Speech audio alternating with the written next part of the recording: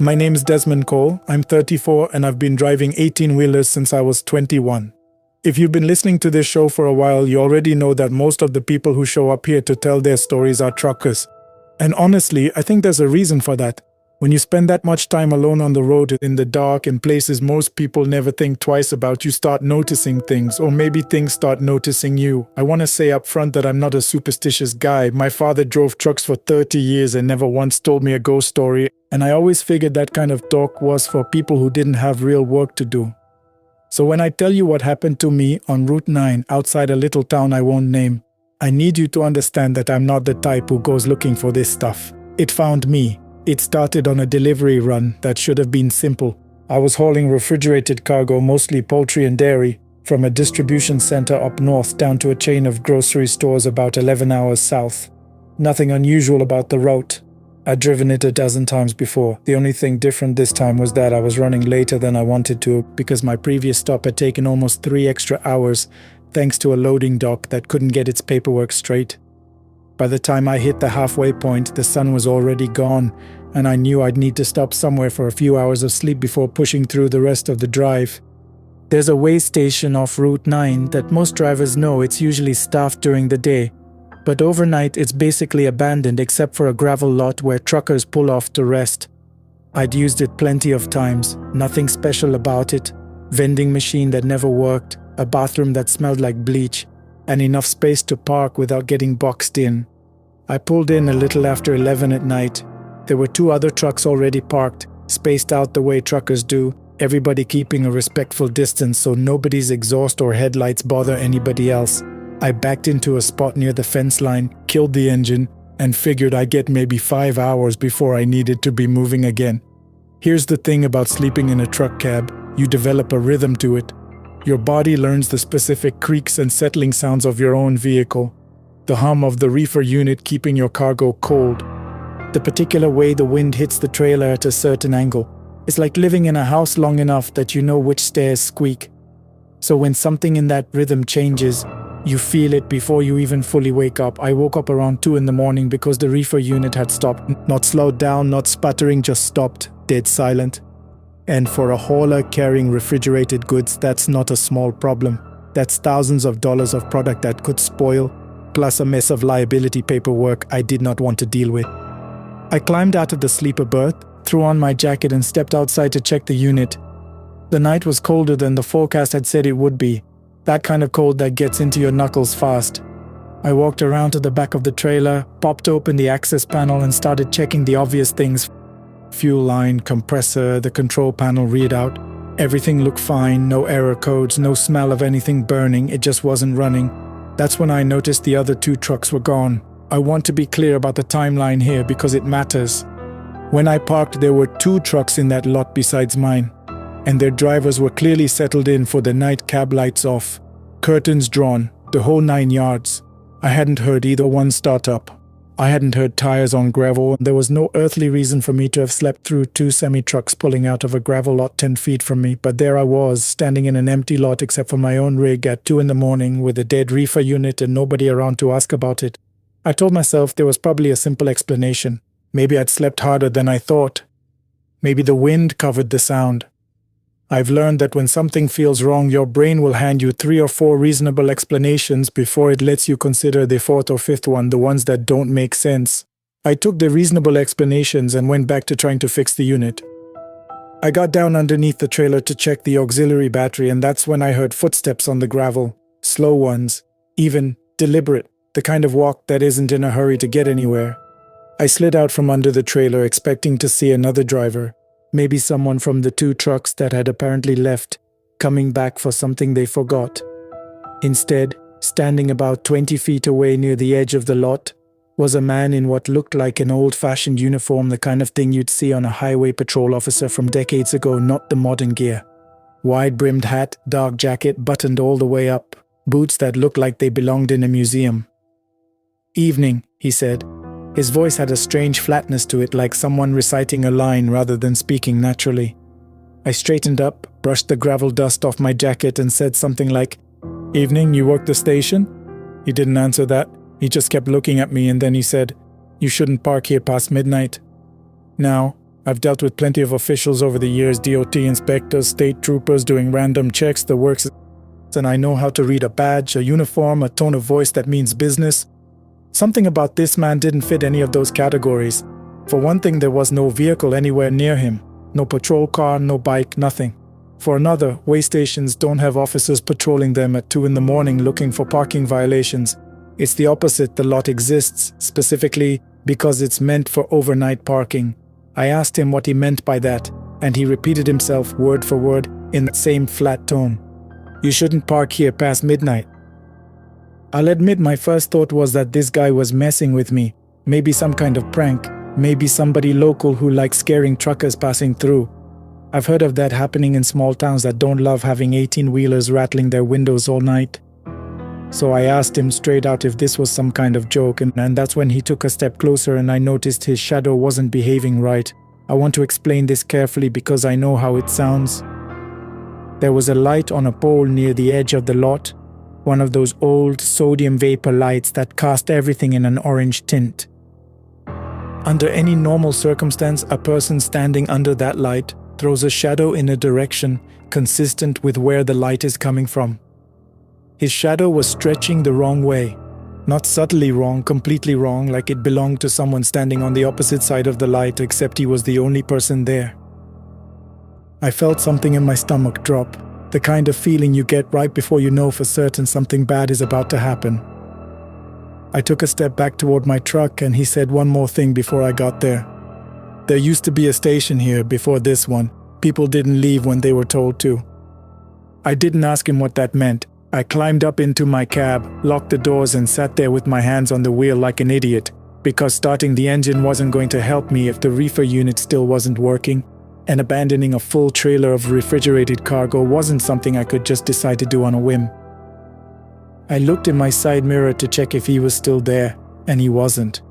The lot was empty again, same as it had been when I first noticed the other 2 trucks were gone. I sat there for probably 20 minutes without moving, telling myself over and over that I'd imagined the whole thing and that I was exhausted and my mind was playing tricks the way it does when you push your sleep schedule too hard for too many days in a row.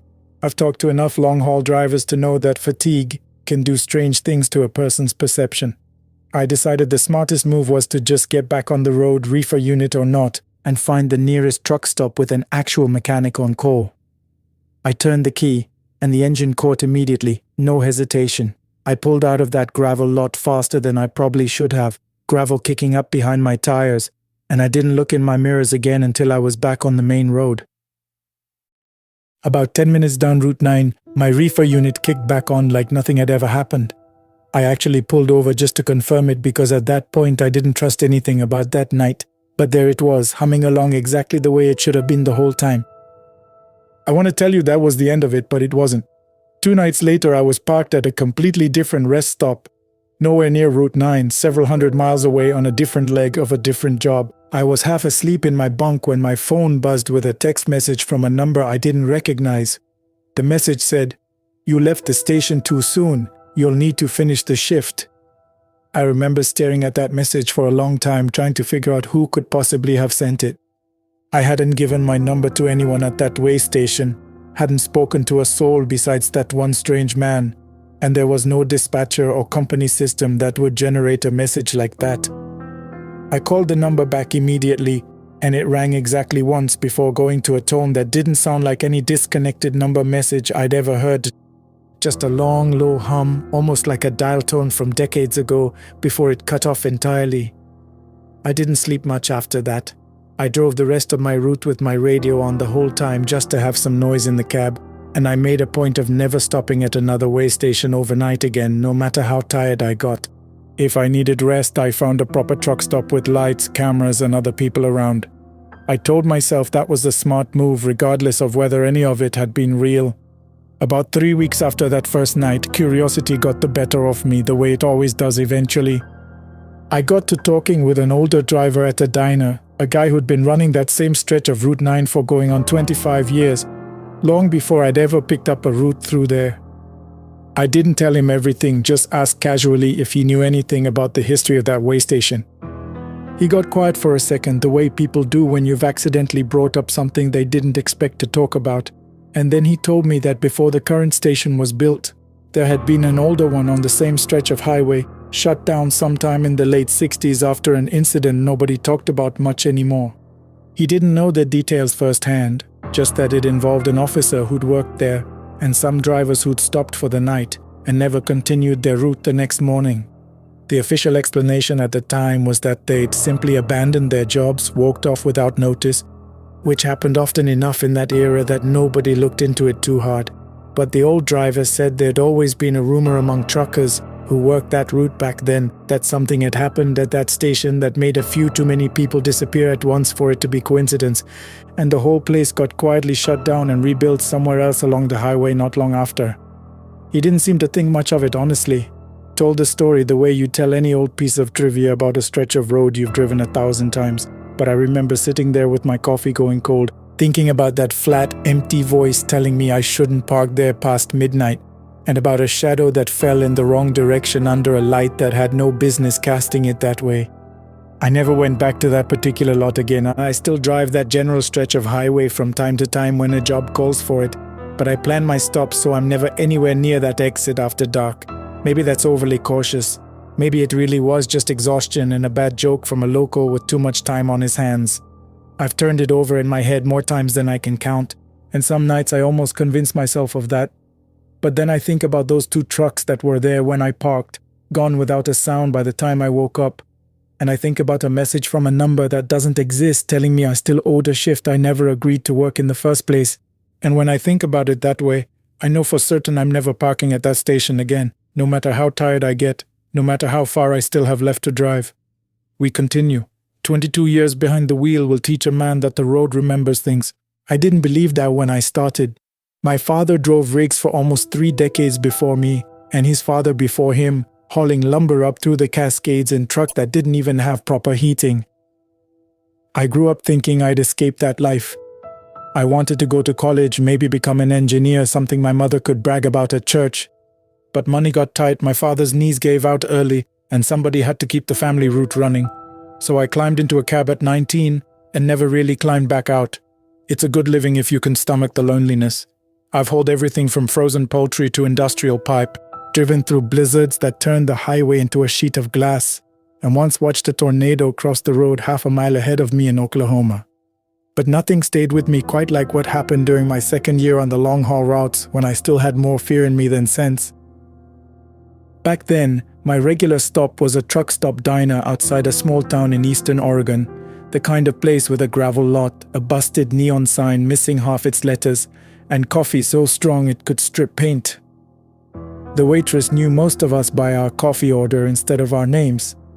We'd sit at the counter after a long haul, swap stories, complain about dispatchers, and unwind before getting back on the road. There was an old-timer who came through every few weeks, a big man named Mercer who must have been pushing 70 but still drove a rig better than most men half his age. He had hands like leather gloves and a voice that sounded like gravel shifting in a dump truck bed. Nobody talked over Mercer. When he spoke, you listened, because the man had seen things most of us only heard about secondhand. One night, in the dead of winter, with the wind howling outside and the diner nearly empty, Mercer got talkative in a way I'd never seen before. Usually he kept to himself, nursing his coffee, listening more than speaking. But that night he had 3 cups in him and something loose behind his eyes. He started with the easy stuff. The woman who walked the shoulder of Route 20 near a bend where a school bus had gone off the road decades back. How drivers swore they'd seen her in white, only for her to vanish when headlights swept past. Standard highway folklore, we'd all heard some version of it. Then he told us about the little things that live in engines. Every trucker's got a story about something going wrong that shouldn't, he said, turning his mug slowly on the counter. Wires that come loose on their own. Engines that die for no reason and start right back up 10 minutes later. Most men blame bad maintenance. I used to also, until I met one of the things doing the tampering. He said it happened outside Winnemucca, on a stretch of desert highway with nothing around for 50 miles but sagebrush and cattle guards. His engine started sputtering around midnight. He pulled over, checked everything, found nothing wrong, started driving again, and it sputtered worse. When he finally stepped out with the flashlight, he saw something small, maybe 2 feet tall, he said. difficult to make out in the dark, duck under the trailer and vanish into the brush. I popped the hood, Mercer said. Every wire I could see was chewed clean through, not cut, chewed like an animal had been at it. I fixed what I could and got back in, but the second I started rolling, that thing came out of the brush again and jumped clean into the wheel well. He said he understood right then that the creature wasn't finished playing. So he did the only thing that made sense to him. He stayed put until sunrise, sleeping upright in the cab, doors locked, engine off. Whatever it was, it left with the dark. When the sun came up, he reconnected the wiring and drove on without another problem. Things like that don't care much for headlights, Mercer said. They like the dark and they like machines. My granddad used to say they've always followed men who build things, wagons, mills, engines, doesn't matter. Some folks call them gremlins. Whatever you call them, they judge you. If they take a liking to you, it's mischief. Loose bolts, radio static, cold spots in the cab. But if they decide they don't like you... He didn't finish the sentence, he just looked at his coffee like it had gone cold in his hands. I laughed it off at the counter that night along with everybody else, but I couldn't stop thinking about it on the drive home, mostly because my own father used to say something eerily similar years before he passed. I'd always assumed he was pulling my leg, the way fathers do with their sons to keep them alert on long drives. I never got the chance to ask him if he meant it. That regret sat with me for weeks after Mercer's story, the kind of thing that gnaws at you quietly on empty stretches of highway when the radio goes to static and there's nothing but yellow lines to watch. Then, about 4 months later, I found out exactly what Mercer meant. I was running a route through the high desert, hauling refrigerated freight toward the coast, driving through a stretch of highway so empty it felt like the edge of the world. Cell service had died an hour earlier. The moon was thin, barely a sliver, and the only light came from my own headlights cutting through miles of scrub brush and cracked earth. Around midnight, I pulled into a gas station to refuel and stretch my legs. It was one of those isolated stops that exist purely because the highway demands one every 100 miles or so. One pump, a vending machine humming under a flickering light, and a diner attached that somehow still had customers at that hour. That's where I met her. She was sitting alone at the counter, maybe mid-20s, wearing a denim jacket too thin for the desert cold, nursing a cup of coffee she wasn't drinking. When I sat down 2 stools away to grab a sandwich before getting back on the road, she struck up conversation almost immediately, asking where I was headed. I told her the coast. She asked if I could take her as far as the next town, said her ride had left without her, some argument with a boyfriend, she said, waving it off like it was nothing. I hesitated. Company policy discouraged picking up strangers, and every trucker with any sense knows the stories about hitchhikers who aren't what they seem. But she seemed harmless enough, just cold and stranded, and the conversation would help keep me awake for the next stretch. So I told her to grab her things. She talked fast once we got moving, laughing loudly at her own jokes, flipping through radio stations with restless hands. I liked her well enough at first. Then she pulled a cigarette from her jacket and went to light it, and I had to ask her, as politely as I could, not to smoke in the cab. The freight was refrigerated cargo bound for a strict client, and the smell of smoke lingers in fabric for weeks. She didn't take it well. Her mood flipped like a switch. She tucked the cigarette away with a scowl, muttering that truckers were uptight. I explained the truck wasn't mine, that I had to return it in the same condition I received it. She wasn't interested in explanations. For a few miles she stared out the window in silence, arms crossed. Then, just as quickly, her humor returned, and she started talking about her past relationships, bragging actually about how she preferred married men. She said something about enjoying the chase, enjoying the fact that these men would risk their families for her. When I asked if that ever bothered her conscience, she just shrugged and laughed. "Not my fault they can't keep their hands to themselves," she said. "If they were happy at home, they wouldn't look twice at me. I just give them what their wives won't. And in return, I get taken care of. Everybody wins except the wife, I guess." Something about the way she said it made the hair rise on my arms. It wasn't just cruelty, there was something hollow underneath it, like she was reciting lines she'd said 100 times before, wearing them like armor. She asked if I had anything to smoke that wasn't tobacco. I told her no, and reminded her again that I couldn't allow that in the truck. That set her off worse than the cigarette had. She said I was no fun, that every man she'd ever met eventually gave her what she wanted, that it was just a matter of time before I did too. Then her hand landed on my leg, sliding higher with a confidence that made my stomach turn. "We could have some fun," she said. "I get bored easy." I moved her hand away and told her plainly that I was married, that I loved my wife, and that nothing was going to happen between us. She stared at me for a long moment, something flickering behind her eyes that looked almost like hurt, quickly buried under anger. "You think you're better than me," she said. "You're just a truck driver." I didn't answer. Arguing with her felt pointless, and some instinct told me the less I engaged, the safer I'd be. We drove in silence for a while after that. She turned the radio to some abrasive pop station and I let her have it, figuring it wasn't worth the fight. A few minutes later, though, the dial shifted on its own, landing on a jazz station playing something slow and smoky. She snapped upright immediately. "Did you just change that?" "My hands are on the wheel," I said, lifting them slightly to show her. "It changed itself." She didn't believe me, of course. She switched it back to her music, arms crossed tight, glaring at the dashboard like it had personally offended her. Not 2 minutes later, the dial slid again, back to the jazz station, static crackling faintly under the horns. "Stop doing that," she snapped. "I'm not touching it," I said, keeping my voice even. "Maybe the radio's got us short." She didn't like that answer either.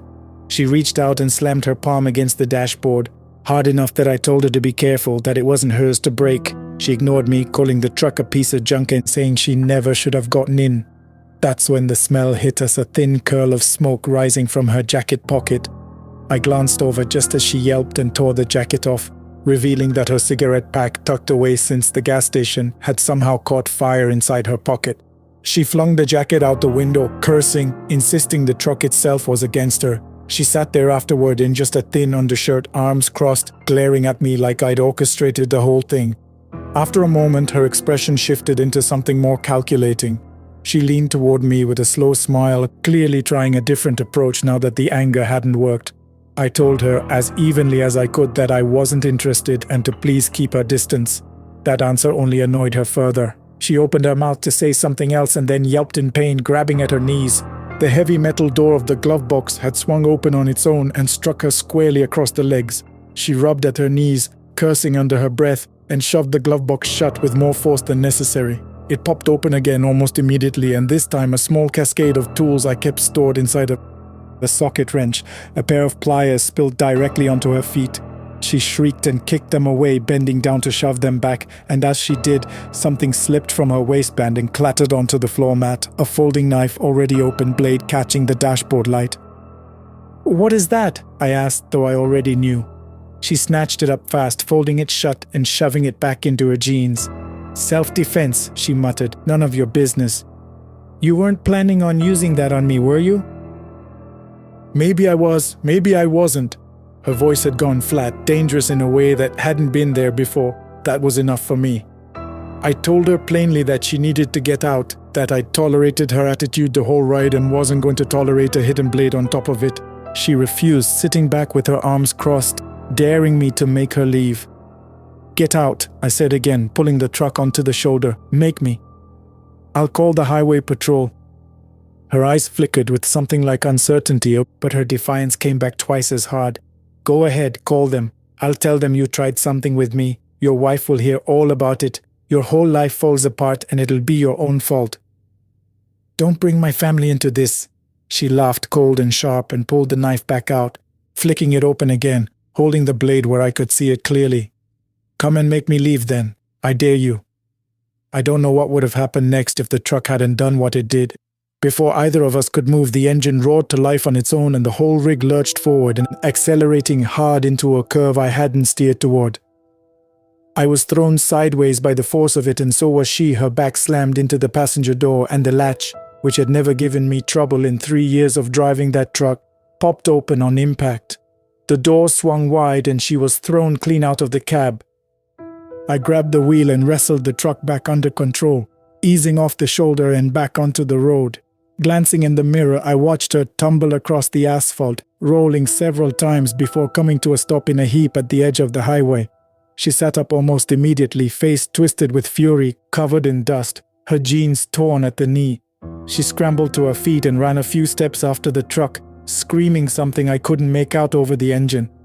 I pressed the accelerator and left her behind in the dark, her shape shrinking in my mirrors until the curve of the road swallowed her completely. I never saw her again.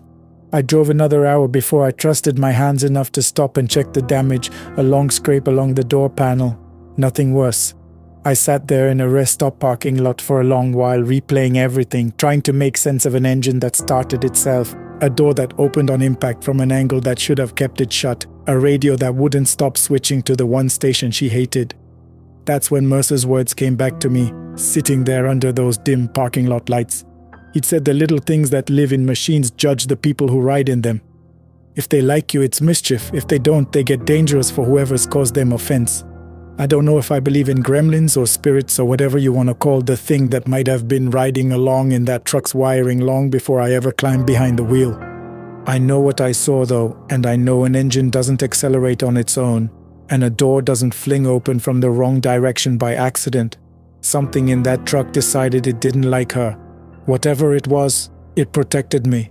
I still drive that same route sometimes years later, though the company retired that particular rig a long time ago. Every so often on a long night with the radio humming static and the desert stretching out flat and endless in every direction, I find myself glancing at the dashboard, half expecting the dial to shift on its own. It never has again. But I always say thank you anyway, quietly, just in case something out there is still listening. We continue. I had been working as a geological survey technician for almost 6 years before I took the contract that changed everything. The company needed someone experienced enough to supervise the equipment through the dry season and stubborn enough to spend 3 months in the Atacama without losing his mind from the silence. I thought I was that person. I was wrong. The site was called Kilometer Zero, an old exploration camp built decades earlier by a mining company that eventually abandoned the claim. Nothing remained but a cluster of prefabricated buildings, a fuel depot, and the seismic monitoring station we had been sent to maintain. The nearest town, a scattering of adobe houses called Los Pozos, sat almost 40 kilometers south, connected to us by a dirt road that turned to dust in the wind. I shared the night rotation with a technician named Salinas, a quiet man in his 40s who had worked in the desert longer than anyone else on the team. We took turns monitoring the equipment readouts and walking the perimeter, though perimeter is a generous word for a fence line half buried in sand. The desert at night has its own kind of light. No moon that week, only the stars, spread so thickly across the sky that they cast faint shadows across the salt flats. It should have been beautiful. Instead, it made everything feel like it was being watched from above. On my 9th night at the camp, Salinas radioed me from the fence line with a voice I did not recognize as his. "Come out here, now.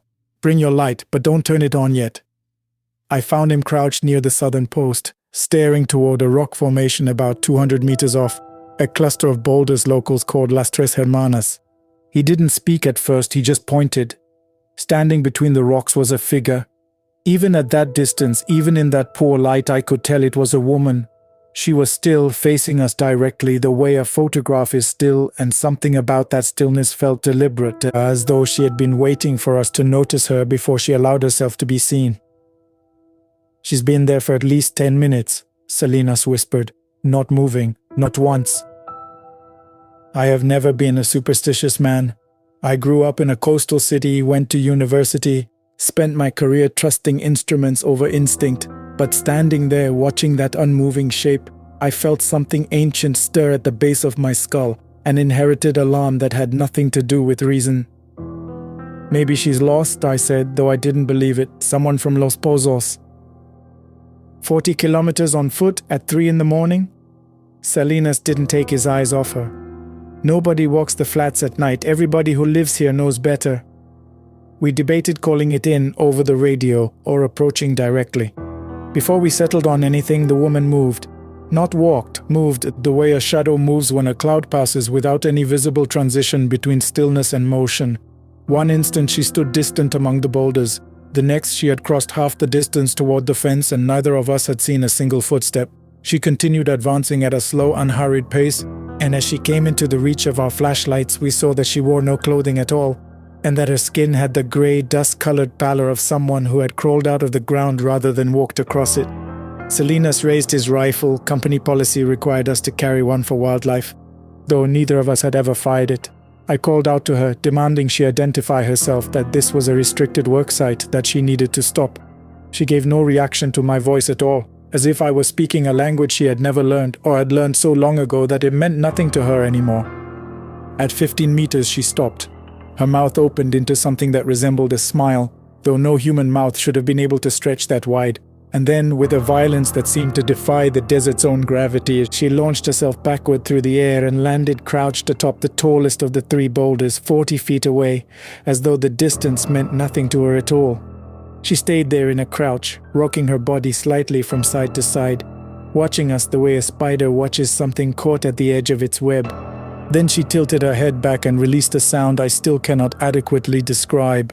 Not quite a scream, not quite a laugh, but something that seemed to come from somewhere far beneath the rock itself. "We need to get inside," Salinas said, and for the first time in 9 nights I heard real fear in his voice. We didn't make it more than a few steps before she was on us. I don't know how she crossed that distance so quickly. I remember the impact, a weight far heavier than her frame should have allowed. And then I was on the ground, ears ringing, tasting salt and dust. When I managed to sit up, Salinas was screaming. The other technicians from the day crew, alerted by the noise, arrived within minutes, weapons drawn, flashlights sweeping the darkness. The woman was gone. Salinas was not screaming from fear anymore. He was screaming from pain, 3 long gashes torn diagonally across his shoulder and chest, as though something with claws far larger than any desert animal had raked him open. We got him to the med tent. The site doctor, a retired army medic named Bravo, stopped the bleeding and stitched the wounds, though he admitted afterward that he had never seen lacerations shaped quite like that before. Not from any known predator, not from any blade either. Salinas did not sleep for 2 days. When he did speak, it was only to insist over and over that the smell that had come off her skin, something like burnt copper and rotting flowers, was still clinging to the inside of his throat. The company's regional supervisor, informed by radio, gave the same order every isolated worksite eventually gives when something inconvenient happens far from civilization: keep it quiet, log it as an animal attack, increase the night patrols, carry on with the work. Nobody wanted an investigation that would shut the site down. Nobody wanted to explain to a board of engineers back in Santiago that a woman had appeared out of nowhere and clawed a technician open at kilometer 0. I might have accepted that explanation myself, filed the whole thing away as some fluke if not for what happened 4 nights later, and if not for a young worker named Osorio. Osorio worked the equipment shed during the day and had transferred to the camp only 2 weeks before I arrived. He was younger than the rest of us, prone to talking too much about a girl he had met on his supply runs into Los Pozos, a woman he described with the particular intensity of someone falling in love for the first time. Her name, he told anyone who would listen, was Noelia. He had met her outside the only store in town, when he'd stopped to buy water and cigarettes, and she had struck up a conversation that turned over several visits into something more. After the attack on Salinas, I noticed Osorio behaving strangely. He avoided the med tent entirely, refused to look toward Las Tres Hermanas even in daylight, and grew visibly agitated whenever anyone mentioned the incident.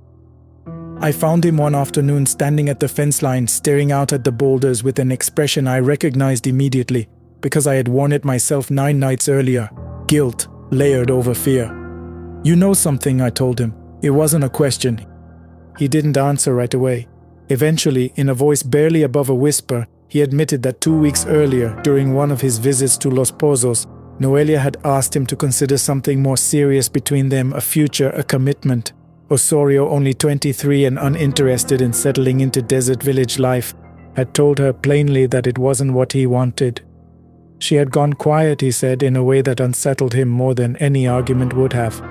Then she'd said something he hadn't understood at the time, a phrase in an old dialect he didn't recognize, and walked away without looking back. "I think she cursed me," he said. "I think whatever attacked Salinas was never after him. It was looking for me, and it found the wrong tent." I wanted to dismiss it as the guilt-addled imagination of a heartbroken young man. But 3 nights later, the choice was taken out of my hands entirely.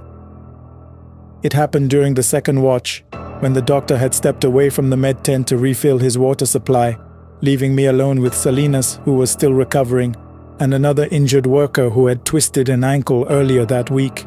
I was seated near the entrance, half dozing, when Salinas's eyes suddenly went wide and fixed on the doorway behind me. I turned. She was standing there. This time she was closer than she had ever been. close enough that I could see every detail the darkness had hidden before. Skin cracked like drought-stricken earth, eyes that seemed lit from somewhere behind the socket rather than reflecting any external light, hair matted with what looked like sand and dried blood. The smell hit me before the fear did, exactly as Salinas had described, copper and something floral and rotten beneath it. My vision blurred, my knees buckled, and the last thing I registered before losing consciousness entirely was Osorio's voice screaming from somewhere outside the tent. When I woke, the doctor was kneeling over me, and the injured worker who had been sharing the tent was gone. Osorio was gone as well. Salinas, still too weak to have intervened, sat frozen against the far wall, unable to speak. We searched the surrounding desert for hours, following faint drag marks in the sand that eventually vanished among the rocks near Las Tres Hermanas. There was no trace of Osorio or the other worker anywhere near the camp. At dawn, 12 of us drove the dirt road to Los Pozos, determined to find this woman Osorio had spoken of and demand answers, curse or no curse. The town's only store owner directed us to a small house on the edge of the settlement, describing the location exactly as Osorio once had. The woman who answered the door was not young. She had to be at least 70, small and stooped, with kind, tired eyes and silver hair pulled back neatly. She introduced herself without hesitation as Noelia, and invited us inside with the easy hospitality of someone entirely unbothered by 12 exhausted men showing up uninvited at her door. When we asked about a younger woman by the same name, she laughed softly and told us there was no one else in Los Pozos who went by it. There never had been. We left her house in a silence none of us knew how to break. On the drive back, one of the older workers, a man who had grown up nearby, finally spoken, telling us what the people of Los Pozos rarely said aloud to outsiders, that the desert had its own inhabitants, older than any mining claim, beings capable of borrowing youth and beauty the way a snake borrows a new skin only to shed it again when the disguise no longer served its purpose. Osorio was found 9 days later by a mining crew working a claim 30 kilometers east, wandering the salt flats alone, sunburned and disoriented, unable to explain where he had been or how he had survived that long without water. He never spoke about what happened during those missing days, not to the doctors, not to the company investigators, not to me. The other missing worker was never found at all. The official report attributed his disappearance to the desert itself, dehydration, disorientation, a body the wilderness had simply swallowed and never given back. The company shut down Kilometer Zero not long after, citing budget concerns rather than anything closer to the truth. I transferred to a coastal project soon afterward and never returned to that stretch of desert again. Salinas left the industry entirely. I heard he moved to Santiago and refuses to this day to work anywhere near open desert at night. I think about Osorio sometimes, about the version of that woman he described falling for outside a small store in Los Pozos, warm and young and interested in a future with him. I think about how easily any of us might have made the same mistake, mistaking hunger dressed as affection for something real. So if your work or your travels ever take you somewhere remote, somewhere old, and a stranger seems to appear from nowhere, offering exactly the company you didn't know you wanted, take a longer look before you let yourself be flattered by the attention. Some hungers wear a young face only long enough to get close enough to feed. We continue. My name is Fernando, and I was born in a small ranching town in the state of Durango. I joined the Mexican army at 18 because the recruiter made it sound like steady work and a way to see the country. What I got instead was 26 years of moving from one forgotten corner of Mexico to another, carrying a rifle and a pack that always seemed heavier than the day before. By the time I turned 22, I had already learned that the land does not care about your rank or your plans. It simply is, and if you are not careful, it will remind you who has been here longer. This happened in the late 90s, when cell phones were still rare, and the internet was something people in the cities talked about, but nobody in the field had time to use. We carried paper maps, heavy radios with batteries that died at the worst moments, and the old certainty that the man next to you was the only backup you could count on. People still told stories then. Not the polished ones you hear today, but the old ones about things that lived in the mountains and did not like to be disturbed. In the cities, those stories were already becoming jokes. Out where we worked, they still felt possible. Our company had been sent to the high Sierra of Guerrero, The cartels were planting opium poppy in every hidden valley they could reach, and armed groups moved with the crops like shadows. Our orders were simple on paper and brutal in practice: locate the fields, map the trails, identify the lookouts, and avoid a firefight unless we had no choice.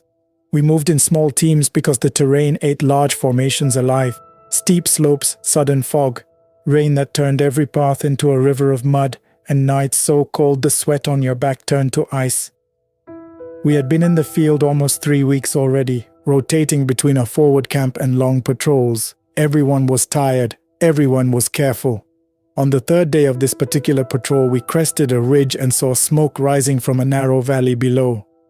Sergeant Morales, a stocky veteran who had done 2 tours in Chiapas, glassed the area with his binoculars and made the call. We would go down quiet, see what the settlement was, and decide whether it was worth watching. 6 soldiers and the sergeant. We moved in single file, weapons ready but not up, using the tree line for cover until the ground leveled into a patchwork of small corn plots. The hamlet had maybe 10 houses, most of them adobe with tin or palm roofs. A few skinny dogs barked once and then went silent when they saw the uniforms. People were working, cutting wood, tending milpa, sitting on logs outside their doors. They did not look surprised to see soldiers. That was never a good sign. It usually meant they had seen too many already and had learned that talking brought more trouble than it solved. 2 old men walked out to meet us. One was tall and thin with a straw hat pulled low. The other was shorter, walked with a cane, and wore a faded wool poncho. They introduced themselves as Don Emilio and Don Tomas. Sergeant Morales explained we were looking for information about armed men moving through the area. Don Emilio listened without changing his expression. Then he said the words that made the hair on the back of my neck stand up. "We do not need soldiers to protect us, we have our own guardian." Sergeant Morales asked who he meant. Don Tomas answered, "His name is Lazaro. Some call him the Abuelo del Monte. He has watched this valley since before our grandfathers were born. When he speaks, we listen. He told us about the landslide that would have buried half the houses. We moved them in time. He told us when the sickness would take the goats. We saved most of them. He keeps the ones with guns from staying too long." We asked if we could see this Lazaro. Don Emilio shrugged like a man who had already decided we would not understand. "You can look. He will not speak to you. He has not spoken in 4 years. The last time he told us men with rifles would come from the north looking for the fields. We prepared. They left with nothing." He led us past the last houses to a place where a massive old oak grew tight against a rocky shoulder of the mountain. Between the tree and the rock, someone had built a low structure of stone and adobe, no bigger than a large doghouse. The entrance was covered with a heavy blanket and branches. It smelled of damp earth and something resinous like copal burned a long time ago. Don Emilio pulled the blanket aside and told us we could have 1 minute. He does not like to be stared at, and you do not want to see him angry. Only 3 of us could fit inside. Sergeant Morales went first, then me, then Private Ruiz. The space was cramped and dim, lit by a single small opening near the roof. Against the back wall, on a platform of flat stones covered with old potatoes and dry grass, lay a man. He looked dead. The body was little more than skin stretched over bone. The skin itself was dark and leathery, cracked in places like old saddle leather left too long in the sun. Long white hair and a white beard framed a face that had collapsed inward. The eyes were closed, the lids thin and veined. He wore what had once been white cotton pants and a shirt with faded embroidery, now little more than rags. His hands were crossed on his chest, fingers long and bony, nails thick and yellow. Sergeant Morales knelt and felt for a pulse at the neck, then the wrist. He leaned his ear close to the mouth and stayed there for a long time. When he straightened up, his face was tight. "This man is dead," he said quietly. "No breath, no heartbeat." Don Emilio's voice came from the entrance, calm and almost amused. "That is what everyone says the first time. He breathes when he needs to, sometimes once every 5 or 6 minutes. He eats almost nothing. The mountain gives him what he requires." We looked at each other in the half-light. The body really did look like it had been there for weeks. There was no smell of rot, only earth and old smoke and that faint, sweet resin scent. Sergeant Morales stood. "We have seen enough." As we backed out, I kept my eyes on the still figure. For a second, I thought one eyelid moved, but it could have been a shadow. Outside, Don Emilio let the blanket fall back into place. "Remember what I told you," he said. He protects this place. Those who come here with violence do not leave the same way they arrived. You should make your camp far enough that you do not disturb his rest." We thanked him and moved back to the team. Sergeant Morales chose a ridge about 2 kilometers away with good sight lines on the valley and the trails. We set a small perimeter, ate cold rations, and took turns on watch. That night, the forest felt heavier than usual. The insects were loud, but every so often everything went quiet at once, the way it does when something large moves through the dark. I had the midnight watch. I sat with my back to a pine, rifle across my knees, and kept thinking about the thing in the stone hut. If it was a corpse, why had the elder looked so certain? If it was alive, how? The next day was quiet. We glassed the village and the slopes above it. People worked their fields. No armed men came or went. Sergeant Morales was beginning to think the intelligence that sent us here had been bad. Then as the light started to go, we heard voices carrying up from the valley, followed by a single gunshot. Sergeant Morales split us without hesitation. My group, him, me, and Private Ruiz, would move in from the north side, the side with the oak and the stone hut. The other 3 would come from the south. We moved fast and low, using hand signals once we got close. My heart was hammering against my ribs the way it always did before contact, but this felt different. I could not have said why. I took a position behind a fallen log and thick brush about 25 meters from the edge of the houses. From there I could see the open dirt area between the buildings and off to the right, the low stone structure under the oak. The light was fading fast, but there was still enough to make out shapes. 3 armed men stood in the center of the hamlet. Civilian clothes, but the way they held their weapons and the way the villagers stayed back told me everything. The leader was maybe 35, scar across his left cheek, pistol in one hand, and the other gripping the arm of a teenage boy I recognized as Don Emilio's son. The boy's mother was crying. Don Emilio and Don Tomas stood in front of their houses with a few other men. The leader was shouting about money owed for protection, about the village hiding information from the soldiers, about taking the boy as payment. When Don Emilio tried to speak, the leader hit him in the stomach with the pistol and doubled him over. Then he pressed the barrel to the boy's temple. "This one comes with us," he said loud enough for everyone to hear. "He works off what you owe. Any of you follow and we burn every house, you understand?" The boy's father stepped forward. One of the other narcos shoved him back hard with a rifle butt. The leader cocked the pistol. I had the leader's head in my sights. My finger was already taking up the slack on the trigger. One shot clean and the boy would be free. I had done it before. I was ready. Then the blanket over the stone hut moved. It was pushed outward from inside. The Abuelo del Monte came out. He rose from that low space in one motion that did not look like a man standing up. 1 second he was a shape on the platform. The next he was outside, crouched for a moment as if testing the air. He was taller than I had expected, almost my height, but so thin the rags hung on him like clothes on a stick. His white hair was matted. His beard reached his chest. For a heartbeat he simply stood there. Then he moved toward the group with that same jerky, too fast gait, arms swinging oddly at his sides. The narcos did not see him until he was almost on them. The leader turned, eyes going wide, and raised his pistol. The abuelo's hand shot out and caught the man's wrist. There was a sound like a dry branch breaking. The pistol hit the dirt. The other 2 opened fire. One round hit the abuelo high in the chest. I saw the hole appear in the leathery skin. No blood came out. He did not slow down. He pulled the leader close, almost gently at first, then with a sudden jerk that lifted the man off his heels. The abuelo opened his mouth. I will never forget that mouth opening. The jaw dropped farther than bone should allow, with a soft, wet click. Inside was black and wet looking, and there were teeth, small and sharp and crowded together like animals. A black tongue, dry and cracked, flicked once. He pressed his open mouth against the side of the leader's neck just under the ear and began to pull. The sound was the worst part, a thick, wet sucking that carried across the clearing like someone drinking through a straw from the bottom of a glass. The leader's body went rigid, his legs kicked, his free hand clawed at the abuelo's back and found nothing to hold. A low, broken sound came out of his throat that might have been a scream trying to happen. As the sucking went on, I watched the man's face change in the failing light. The skin on his cheeks and forehead began to tighten. Wrinkles appeared around his eyes and mouth as if years were passing in seconds. His eye sockets deepened. The visible eye sank back into the skull until it was just a dark slit. His lips pulled away from his teeth. The flesh of his face seemed to collapse inward, the muscles and fat vanishing under the skin until it was stretched tight over bone. His hair lost its color from the roots outward, going gray then white in less than a minute. At the same time, the abuelo changed. The skin on his own face and arms filled out slightly.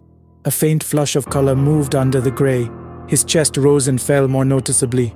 The holes the bullets had made in his torso did not bleed, but they did not look as deep as they had a moment before. It lasted maybe 40 seconds. When the abuelo finally pulled his mouth away, the leader's body dropped straight down like a sack of grain. It did not look like a man who had just died. It looked like a body that had been left in the desert for months. Skin like old paper, eyes 2 black holes, mouth open in a rictus, limbs already stiff in the wrong positions. There was almost no blood on the ground. The other 2 narcos had stopped shooting. One of them turned and ran for the trees on the far side of the village. The second raised his rifle again, hands shaking so hard the barrel wavered.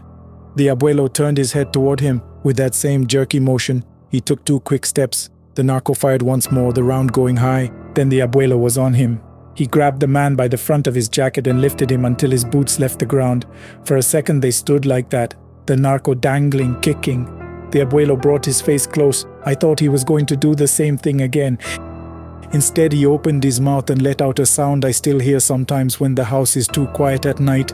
It was low and rattling, like wind moving through 1,000 dry leaves at once, or like something breathing out after holding it for centuries. The narco's body went limp instantly. His head fell to one side. The abuelo dropped him. He hit the dirt and did not move again.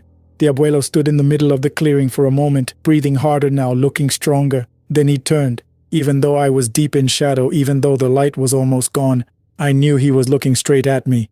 His head tilted a fraction. The corners of his thin mouth lifted. Not quite a smile, not quite a warning. Just a small acknowledgement. I see you. I am letting you go. Then he walked back to the stone hut, slower than he had come out, ducked under the low entrance and pulled the blanket close behind him. I stayed where I was, rifle still up, fingers still on the trigger for what felt like a long time.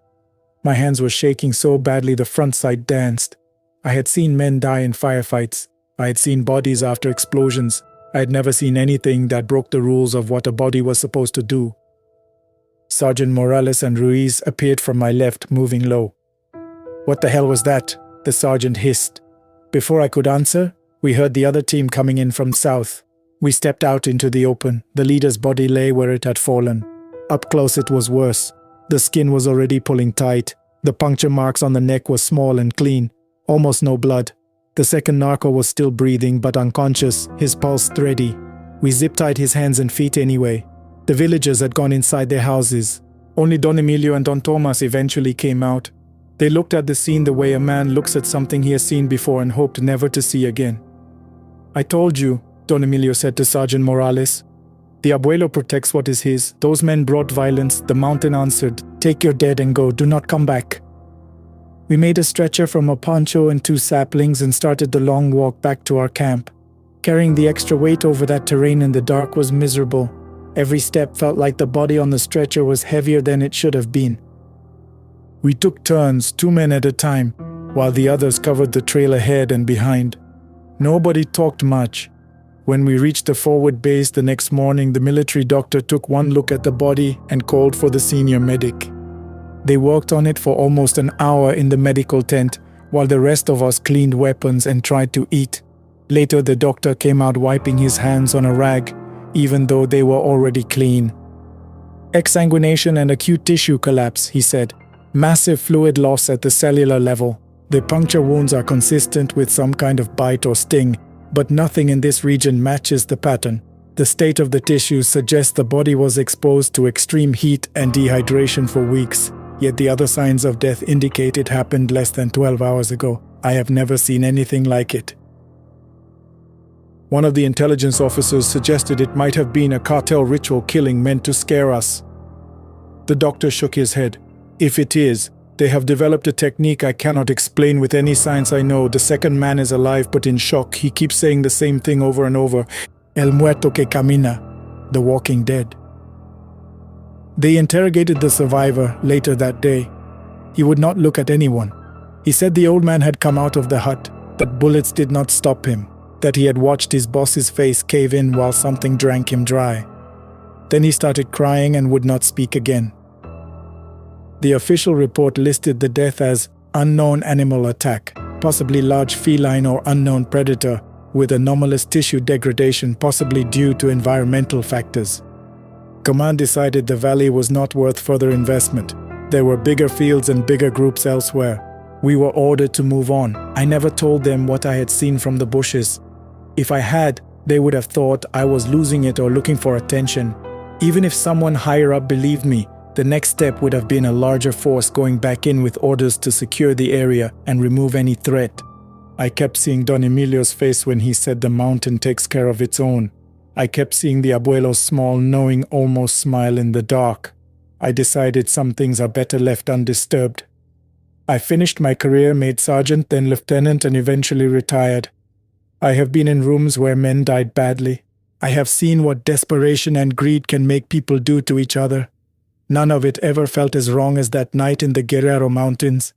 Sometimes, when the nights are long, I think about that small valley and the low stone house built against the old oak.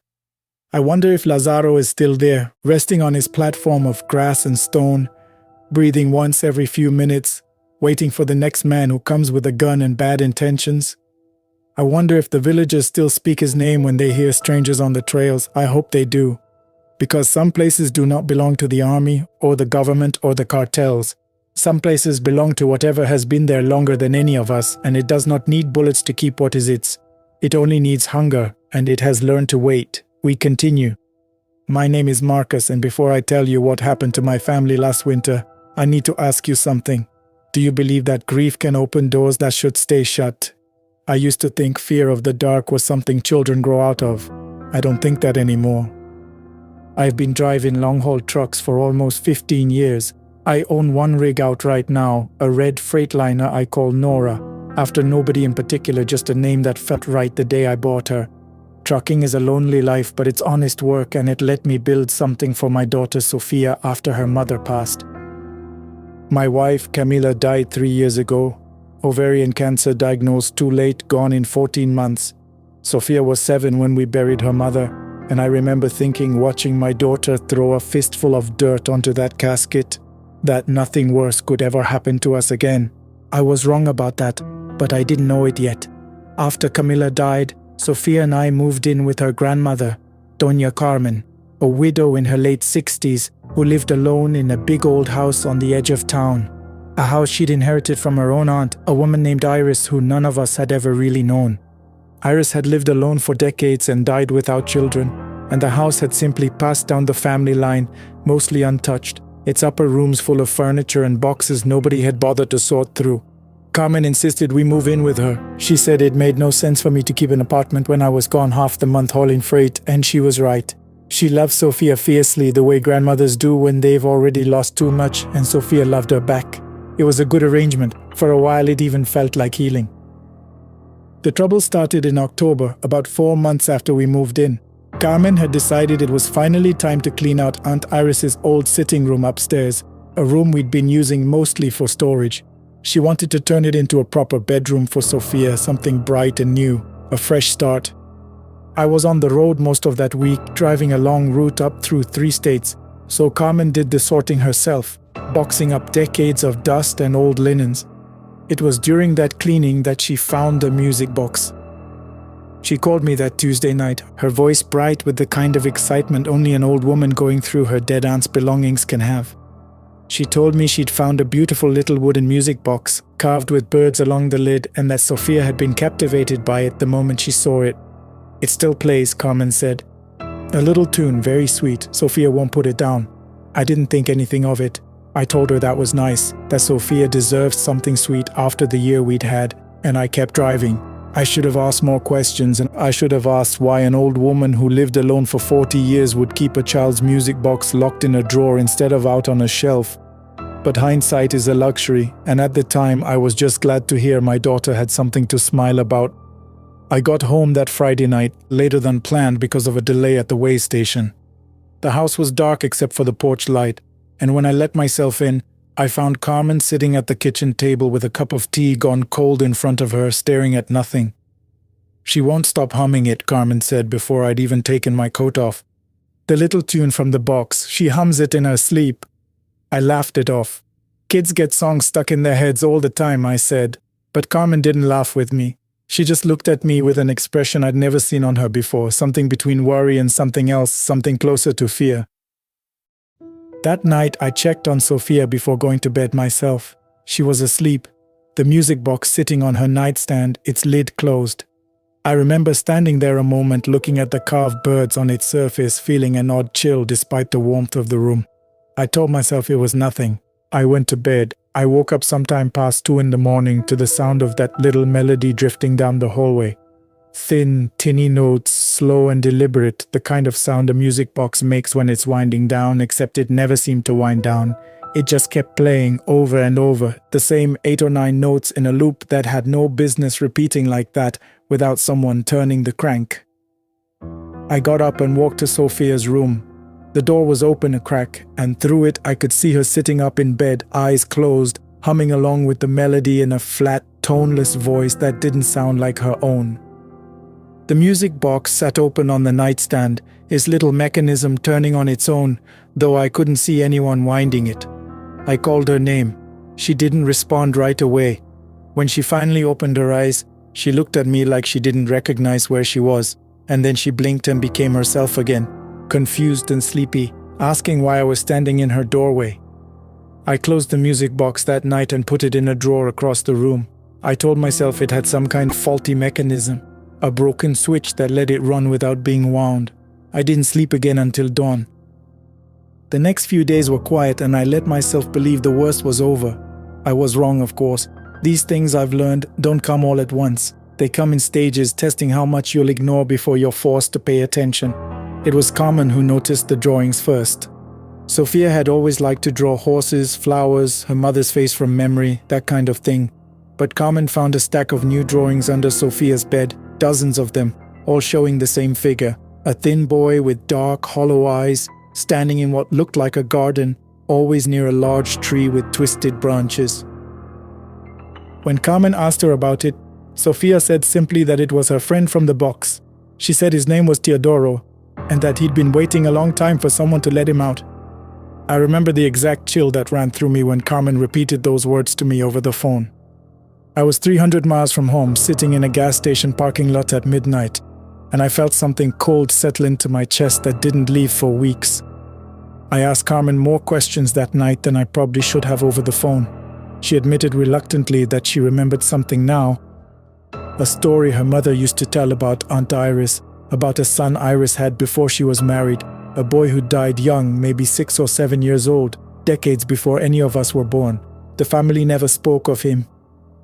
Carmen said she'd always assumed it was just old gossip, the kind of thing that gets exaggerated in whispered family stories, but now she wasn't so sure. I told her to get rid of the music box. Throw it away, I said, burn it if she had to. Carmen tried, she really did.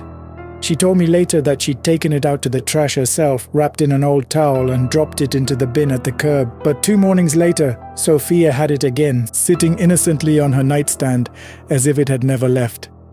Carmen swore up and down she hadn't brought it back inside. Sophia insisted she'd found it in her closet, waiting for her. I came home early after that call, cutting a delivery short and taking a fine from my dispatcher that I didn't care about. I needed to see my daughter with my own eyes. When I arrived, the house felt different, colder somehow, though the heating was working fine. There was a smell in Sophia's room, faint but persistent, like wet soil and rotting leaves. The smell of an autumn garden left too long without care. I searched the room, the closet, under the bed, and found nothing except the music box sitting exactly where Carmen said it always ended up, no matter how many times it was removed. That night, I decided to stay awake and watch. I sat in the hallway outside Sophia's door with a flashlight, telling myself I was being paranoid. That exhaustion and grief were playing tricks on my mind. Around 1 in the morning, I heard the melody begin again, and I opened the door in time to see Sophia sitting up, eyes open this time, staring at the corner of her room where the shadows pooled thickest. "Sophia," I whispered. She didn't turn to look at me. Her eyes were fixed on that corner, and in the dim light of my flashlight, I swear I saw the shadow there shift, condense, take on something like the outline of a small, thin boy standing very still watching her back. I shouted her name, and the shadow seemed to scatter like smoke caught in a draft.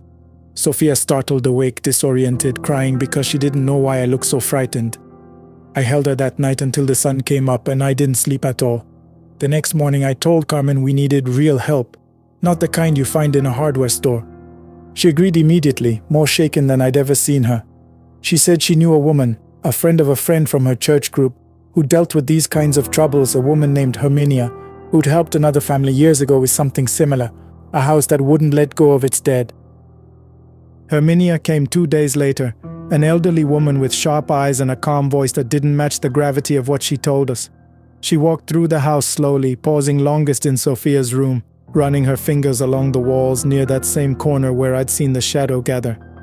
She asked to see the music box, and when Carmen brought it to her, Herminia held it for a long moment without opening it, her expression unreadable.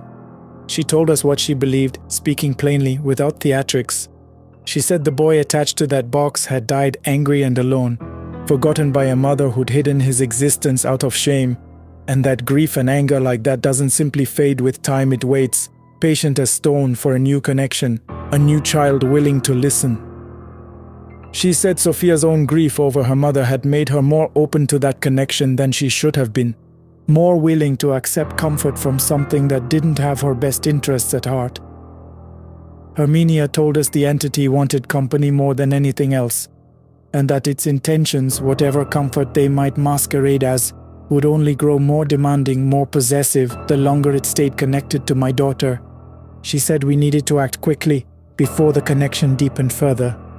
That same night we prepared for what Herminia called a release, not an exorcism exactly, but something gentler and more specific to what we were dealing with, a grieving spirit rather than a demon, she insisted, and grieving spirits needed to be guided rather than fought.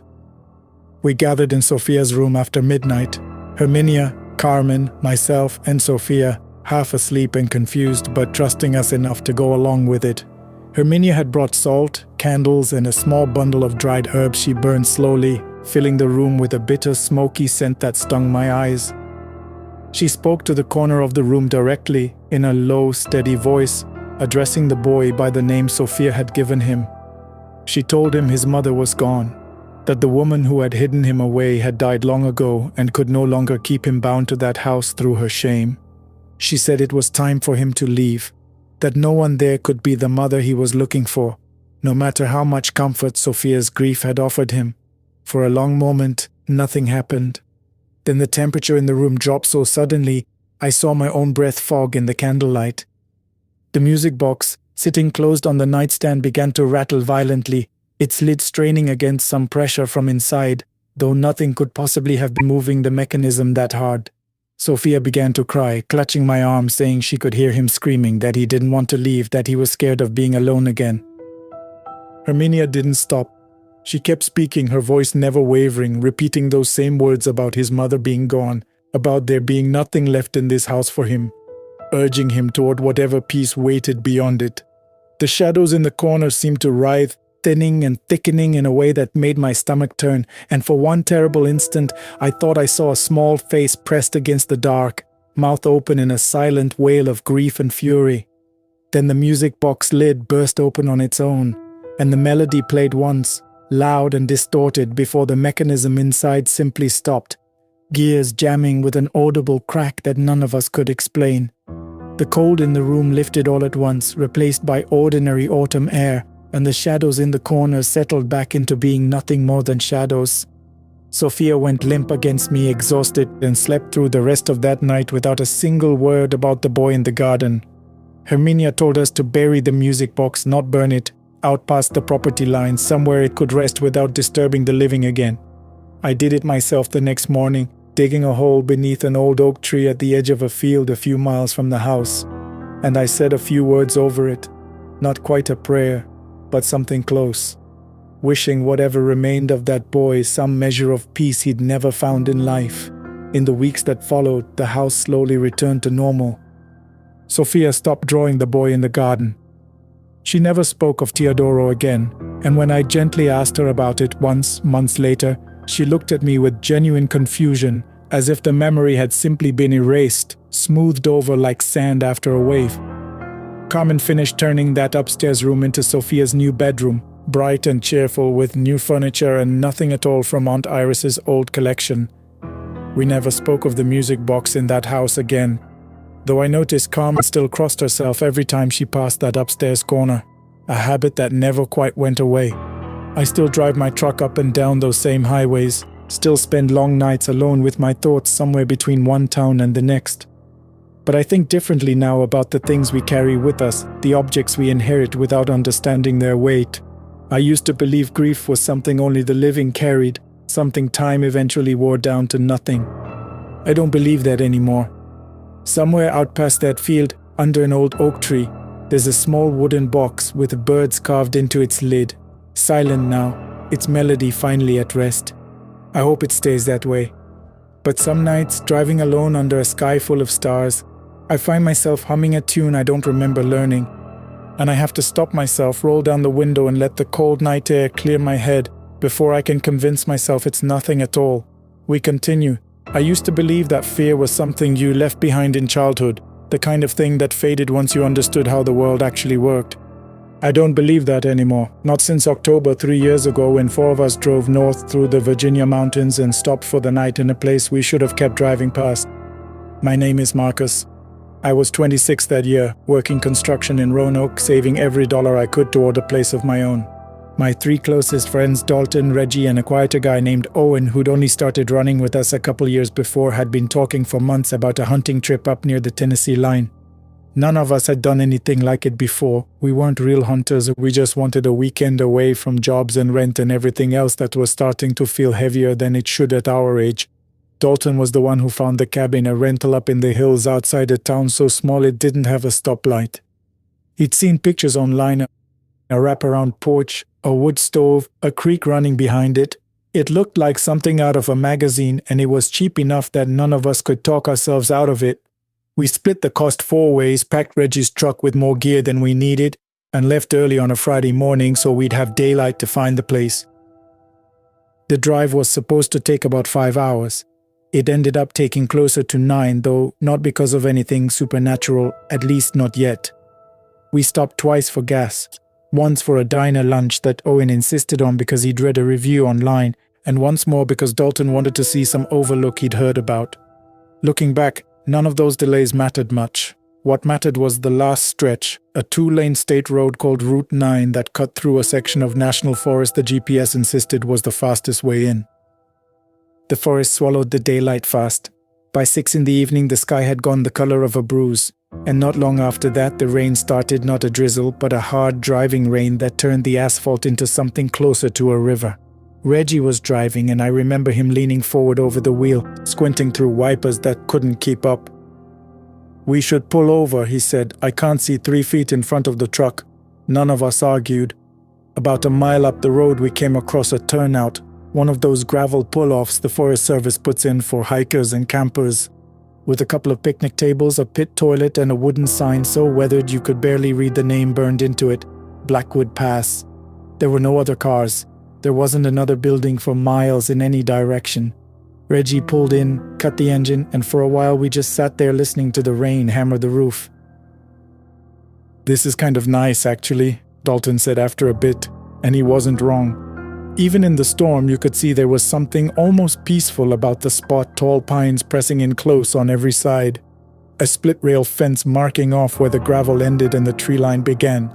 And beyond that, nothing but dark, wet woods stretching out forever.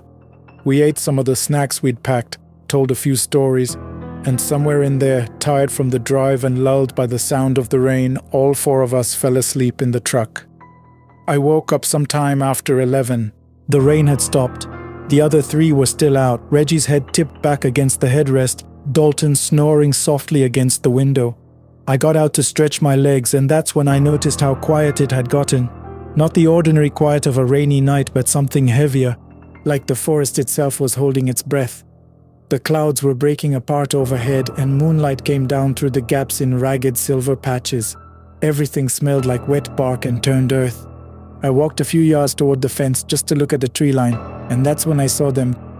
3 chickens, or what looked like chickens, roosting in the low branches of a pine near the fence, feathers slicked down from the rain. It struck me as strange even then. What would chickens be doing out here, miles from any farm? But I didn't think much of it. I figured maybe there was a homestead somewhere back in the trees that we couldn't see. I went back to the truck, and not long after, the other three started stirring. Owen checked his phone. "It's almost midnight," he said. "We should get moving. Not much further to go." Reggie turned the key. Nothing, not even a click.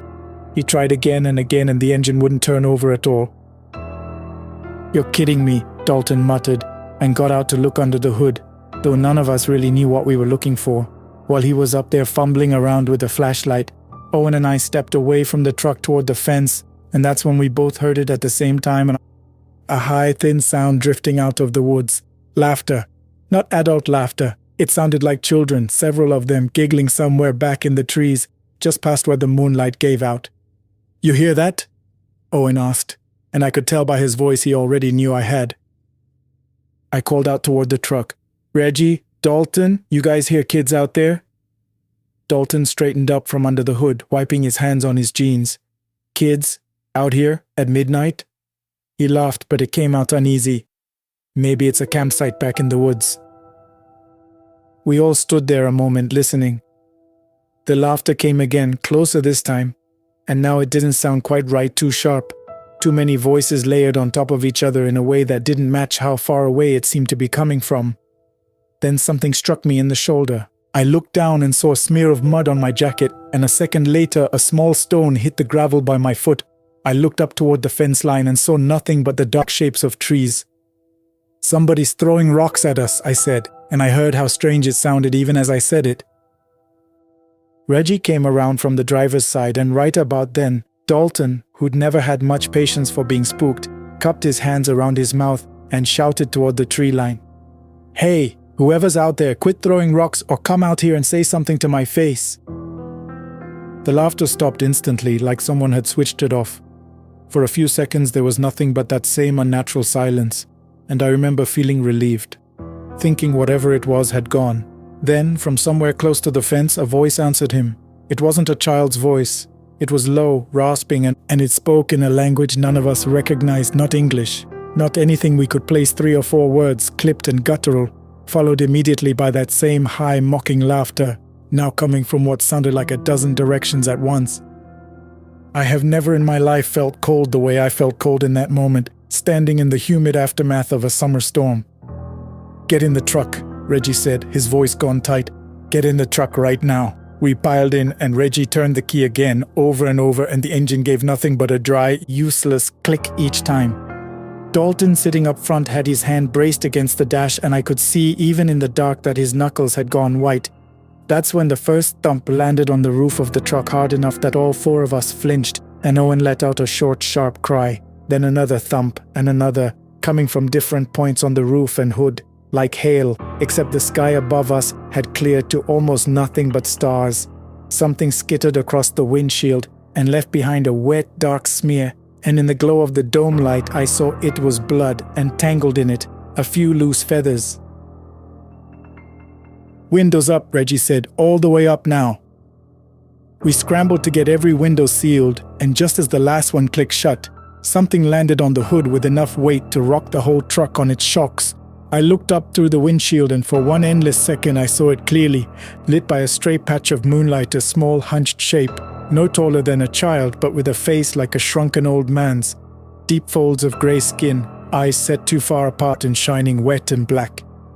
It had something in its hands, the ragged remains of one of those chickens I'd seen roosting in the tree, and it was eating from it, tearing strips of raw flesh away with small, sharp teeth, watching us the entire time without blinking. None of us made a sound. I don't think any of us could have if we tried. The creature on the hood tilted its head, almost curious, and then its gaze moved past me, settled on Dalton in the passenger seat, and stayed there. It let out a sound I can only describe as a shriek, high and furious, and dropped what remained of the chicken onto the windshield. 2 more shapes emerged from the dark beyond the fence, moving in that same low, hunched way, dragging their long-fingered hands against the gravel as they came. "They're coming for the truck," Owen whispered. "Why is it looking at Dalton like that?" Dalton didn't answer. He'd gone rigid in his seat, staring straight ahead, and I remember thinking he looked the way a man looks right before he's sick. Reggie tried the ignition one more time, and this time mercifully the engine caught.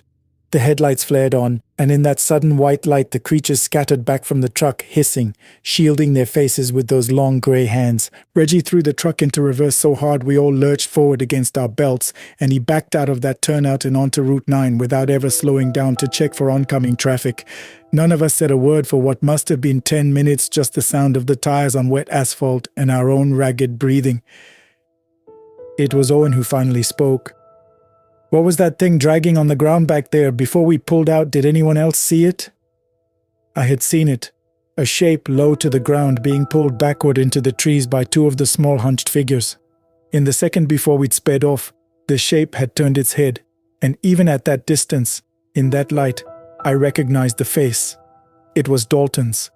I turned around fast in my seat, my heart slamming against my ribs, and there was Dalton sitting right beside me in the back. Except he wasn't in the back. He was in the front passenger seat, exactly where he'd been the whole time, staring out the window with his hands shaking in his lap. "Dalton," I said, and my voice came out wrong, too high. Did something happen to you back there?" He turned around slowly, and for a second I didn't think he was going to answer at all. When he finally spoke, his voice was flat, almost mechanical. "They knew my name," he said. "That thing on the hood. It said my name before it screamed." None of us knew what to say to that. We drove another 20 minutes in silence before we came across a gas station with its lights still on, the first sign of another human being since we'd left the diner hours earlier. Reggie pulled in, and the attendant, an older man with a face like cracked leather, took one look at all of us and asked if we needed him to call somebody. "You boys look like you seen a ghost," he said, only half joking. And when none of us laughed, his expression changed. He glanced past us at the truck, at the smear of blood and feathers still drying on the hood, and something in his face closed off the way a door closes. "Blackwood Pass," he said. It wasn't a question. "You stopped there." We told him in pieces what had happened. He didn't seem surprised. He told us that Turnout had a reputation going back generations, that locals called the things out there the little grey folk, and that the stories always followed the same pattern. Travelers who stopped there at night, taunted or provoked in some way, real or imagined, and one of them wouldn't be quite the same afterward. Some just had nightmares for the rest of their lives. A few, he said quietly, staring at Dalton the whole time, had wandered off in the months that followed and never come home. We didn't stay for the hunting trip. We turned around that same night and drove straight back to Roanoke, taking the long way, refusing to go anywhere near Route 9 again. Dalton was never quite the same after that weekend. He stopped answering calls the way he used to, and he moved twice in the space of a year, each time further from where he'd grown up, like he was trying to put distance between himself and something that had already gotten inside him. The last time I spoke to him, almost a year ago now, he told me he still hears that language sometimes late at night, whispered just outside whatever window he happens to be sleeping near, and that he stopped trying to convince himself it's only a dream.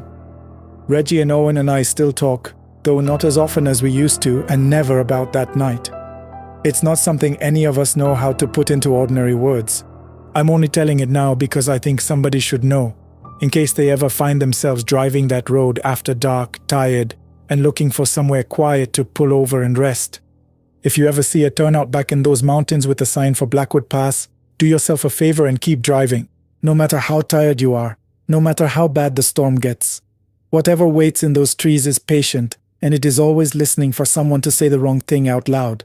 We continue. My name is Mateo. I'm 38 years old, and for the last 11 years I've made my living fixing elevators in the old apartment buildings of Bogota. I want to tell you something that happened to me 2 years ago, something that changed the way I look at my own wife, and something I still haven't found the courage to ask her about directly. I should start by explaining what my work is like, because I think it matters for understanding everything that came after. Elevator technicians in a city like this one are a small world. There aren't that many of us who specialize in the older mechanical systems, the buildings from the 1960s and 70s, with their caged doors and worn cables and control panels that look like something out of a submarine. Most young technicians only want to work on the new digital systems, That left a niche for people like me, people willing to learn the old machines, and over the years I built a reputation as the man who could keep a 50-year-old elevator running when everyone else said it needed to be torn out and replaced. Building administrators trusted me, I was punctual, I didn't overcharge, and if an elevator got stuck with someone inside it, I would drop whatever I was doing and go, even at 3 in the morning. Word travels fast among property managers, and soon I had more contracts than I could handle alone. I hired 2 assistants, I bought a van. Things were good. There was one man in my trade who did not think things were good at all, and that man was named Domingo. Domingo had been servicing elevators in this city since before I was born. In the 90s, he'd had an almost complete monopoly over 3 neighborhoods, back when there were only a handful of us who understood the old Otis and Schindler mechanisms well enough to keep them alive. He was in his early 60s by the time I came up. A heavy-set man with thick glasses and hands stained permanently black from grease, and he had never been what you'd call warm. Building managers told me he barely spoke during service calls, communicated in grunts, and had a habit of leaving a job half-explained, as if information was something to be hoarded rather than shared. I didn't dislike him, I actually respected him in the way you respect someone who's been doing something difficult for a long time. But little by little, building after building, his contracts came to me instead of him. Simply because I answered the phone faster and explained things to nervous administrators in language they could understand. I heard through a mutual acquaintance that Domingo had started telling people I sabotaged competitors' work behind the scenes, loosened a cable here, left a panel unsecured there, so that buildings would call me in a panic. It wasn't true. I never needed to do anything like that. The work came to me on its own. But rumors like that don't need to be true to do damage. And I know he told at least 2 building committees this story before they stopped inviting him back for other reasons entirely. What I didn't know then, and only learned much later, was that Domingo's sister, a woman named Rosora, who lived with him and his wife after her divorce, was deeply involved in what people in my neighborhood called the dark work. Not the kind of spiritual healing most curanderos practice, but something meaner, something meant to take rather than give. I want to be clear that I didn't believe in any of this at the time. I'd grown up around people who wore red string bracelets and burned herbs on Fridays, and I always thought of it as folklore, harmless superstition for people who needed something to blame when their lives went wrong. I stopped thinking that after what happened in the Torres del Parque building. It started small, the way these things apparently always do. I arrived one Monday morning to do routine maintenance on an elevator in a residential tower and found that someone had pried open the access panel behind the call buttons in the lobby, the little metal door with the intercom wiring, and stuffed something inside. The building doorman, an older man named Fernie, who'd worked there for 20 years, called me over before I even got my toolbox out. Wrapped inside a scrap of cloth was a rusted key, bent almost in half, wound tightly with what looked like human hair, dark and coarse. There was a smell coming off it, something like sulfur and old coins. Fernie went pale. He told me he'd seen things like it before years ago, in another building, right before a resident there had a stroke on the stairs. He wanted nothing to do with it and asked me to get rid of it myself. I laughed it off, more out of discomfort than real amusement, and threw the thing in a dumpster 2 blocks away, not wanting it anywhere near my van. That night, driving home along the ring road that skirts the eastern hills, my brakes went soft. I want to describe this carefully because I've replayed it in my head so many times. I wasn't going fast, maybe 50 kilometers an hour, but when I pressed the pedal, it sank almost to the floor with no resistance, and the van began drifting toward the guardrail. I managed to downshift and pump the brakes enough to slow down before I hit anything, and I pulled over onto the shoulder shaking, my shirt soaked through with sweat. When I got out to look, the brake line wasn't just leaking, it looked shredded, torn in a way that made no sense for a hose that had passed inspection 3 weeks earlier. It looked less like wear and more like something had raked it with claws. I stood there in the dark with my flashlight, and that was the first time I felt it, that sensation of being watched from somewhere above me. From the slope of scrub trees along the hillside, I swept the light across the brush and saw nothing. But the feeling didn't go away, even after I called a tow truck and got a ride home, even after I told myself it was just stress and bad luck. I didn't tell my wife Soledad about any of it that first night. I didn't want her to worry, and honestly, I didn't want to say it out loud because saying it out loud would have made it real. The visits got worse from there. A week later, I was up on a maintenance platform inside the elevator shaft of an old building near La Candelaria, checking the cables when I saw something crouched in the darkness above the counterweight, maybe 4 meters up. My work light caught the edge of it just enough to make out a shape that didn't belong there. Long limbs, too many joints in the arms, folded up like a spider tucked into a corner, and at the top of it where a head should be, something that looked disturbingly like the face of an old woman, gray-skinned with her mouth slightly open. I froze. My light flickered, the way lights do in movies right before something happens, except this was not a movie. This was me standing on a swaying platform 40 feet above a concrete pit with something looking down at me and not moving, not blinking, just watching.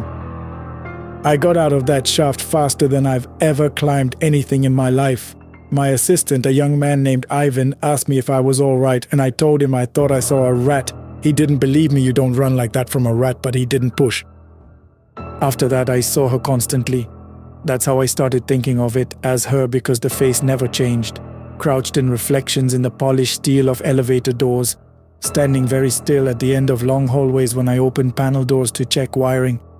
Once, unmistakably, sitting in the passenger seat of my own van, folded up impossibly small against the door, her 2 long fingers resting on her knees, her head turned toward me with that same open-mouthed stillness, while I drove and tried very hard to keep my eyes on the road and not on her. The worst of it happened during a service call at a building on Carrera Septima in front of a client. I was checking the control panel with the building administrator standing beside me, a serious woman named Doña Esperanza, who managed 3 properties and had recommended me to at least a dozen other clients over the years. Midway through the inspection, I saw the shape appear in the reflection of the brass panel cover, standing directly behind Doña Esperanza, close enough that if it had been real, its fingers would have been resting on her shoulders. I dropped my tools, I stepped back so fast I knocked over my own toolbox, and I said something. I don't even fully remember what. Something about telling her to move, to get away from it, and Doña Esperanza looked at me like I'd lost my mind, because of course there was nothing behind her, nothing at all. "Are you unwell?" she asked me, and I could hear in her voice that she was already deciding never to call me again. I tried to explain, tried to laugh it off as a joke about the building being haunted, but it came out wrong, too frantic, and she asked me to leave and to send someone else next time. Within days, word had gone around. The technician who used to be so reliable was seeing things, talking about ghosts to clients, behaving erratically on the job. 2 building committees cancelled their contracts within the same week. My phone, which used to ring 10 or 15 times a day, went quiet. I finally told Soledad everything, sitting at our kitchen table one night with the lights off because I couldn't stand the brightness. She listened without interrupting, and when I finished, she nodded slowly, like she'd already suspected something like this. "It's Domingo," she said. "His sister does this kind of work. Everyone in the old part of the neighborhood knows it. She's been jealous of us for years, and now Domingo's business is dying because of you, so she's decided to fix that the only way she knows how." I didn't want to believe her, but by then I didn't have a better explanation. I asked what we should do, and she said we needed to see someone who could help a woman she'd heard of through a cousin who did cleansings out of a small house near Chapinero. The woman was younger than I expected, maybe in her 40s, calm and unhurried in a way that somehow made the whole situation feel less insane. She had me sit in a plastic chair in her back room while she waved a bundle of smoking herbs around my head and shoulders, murmuring under her breath. She said, without my telling her anything specific, that she could see a grey woman clinging to the back of my neck, feeding off my fear, put there deliberately by someone who wanted my life to fall apart. I felt something between my shoulder blades that I can only describe as a physical letting go, like a hand unclenching. "I can take this off you," she said, "and I can teach you and your wife some prayers to keep it from coming back. But I won't do anything to strike at the person who sent it. That is not the kind of work I do." Soledad pressed her the same way I imagine anyone would when their family income has just collapsed. "But shouldn't they pay for what they did to us?" The woman shook her head firmly. "That is between them and whatever they've chosen to carry. My hands stay clean." We left with the curse lifted. At least as far as I could tell, the grey woman didn't appear again after that, but the damage to my business was already done, and it turned out to be much harder to repair than a brake line or a cable. Word doesn't unspread itself quickly. For almost 2 months my phone barely rang. I let Ivan go because I couldn't pay him. We fell behind on rent. I stopped answering calls from friends who wanted to check on me because I couldn't stand hearing the pity in their voices. I stayed in bed most days, sleeping until noon, telling myself I'd get up and make calls tomorrow and then not doing it. Soledad tried everything. She brought food to the bed. She sat with me. She eventually got angry and told me I was giving up, that I was doing exactly what Domingo's sister wanted. I told her I didn't have the energy to fight anymore. I remember telling her I'd rather lose the apartment than keep pretending things were fine. She didn't argue with me after that. She just kept going to work at her own job, kept the lights on, and waited. Then, almost exactly 2 months after Doña Esperanza had asked me to leave her building, my phone rang on a Tuesday morning. It was an old client, one of the buildings I hadn't heard from in weeks, asking if I could come look at an elevator that kept skipping floors. I almost said no. Something made me say yes instead. That single call turned into 3 more that same afternoon. By the end of the week, my phone was ringing the way it used to, sometimes 2 calls at once. I couldn't explain it, and honestly, at the time I didn't try very hard to. I just worked. I fixed elevators from 6 in the morning until past midnight, grateful and exhausted and afraid to ask too many questions about my own good fortune, the way you don't examine a gift too closely in case it turns out to be something else. 3 days into this sudden turnaround, there was a knock at our apartment door around 9 at night. It was Domingo. I almost didn't recognize him. His hair, which had been dark with only a little gray at the temples the last time I'd seen him, had gone completely white. There were deep hollows under his eyes and his hands shook constantly even when he pressed them together like he was praying. He fell to his knees in our doorway, which shocked me more than almost anything else that had happened, because I had never once seen this proud, silent man show weakness in front of anyone. "Please," he said, his voice breaking, "please tell your wife to call it off. Tell her my sister is sorry. Tell her we won't come near you again. Tell her whatever she wants to hear, but please make it stop." I didn't understand. "Domingo, what are you talking about?" "Your wife," he said, gripping the doorframe. "Whatever she's done to us, my sister says she's never felt anything like it. Something comes into our house at night now. It doesn't sleep, it doesn't rest. It just watches from the corners of the rooms until we can't stand it anymore. My sister says she's tried everything to break it and can't. She says whoever is behind it is far stronger than she is. Please, I'm begging you." I told him he was confused, that my wife had nothing to do with any of this, that she worked in a pharmacy and had never so much as lit a candle for luck in her life. Domingo looked at me like I was the one who didn't understand what was happening in my own home, and then he left, still shaking, disappearing down the stairwell without another word. Months later, I heard he and his sister had moved out of the city entirely. I closed the door and walked to the kitchen where Soledad was washing dishes, and I told her everything Domingo had said. She didn't stop washing the plate in her hands. "He came to the wrong door if he was hoping for sympathy," she said quietly. "Soledad, what does that mean?" She set the plate down and finally looked at me, and there was something in her expression I had genuinely never seen in 12 years of marriage. Not cruelty exactly, but a kind of calm certainty that felt older than she was. "It means I told you I'd take care of it," she said. I never said how. I asked her, my voice not quite steady, whether she was the one who'd sent something to Domingo's house. She didn't answer directly.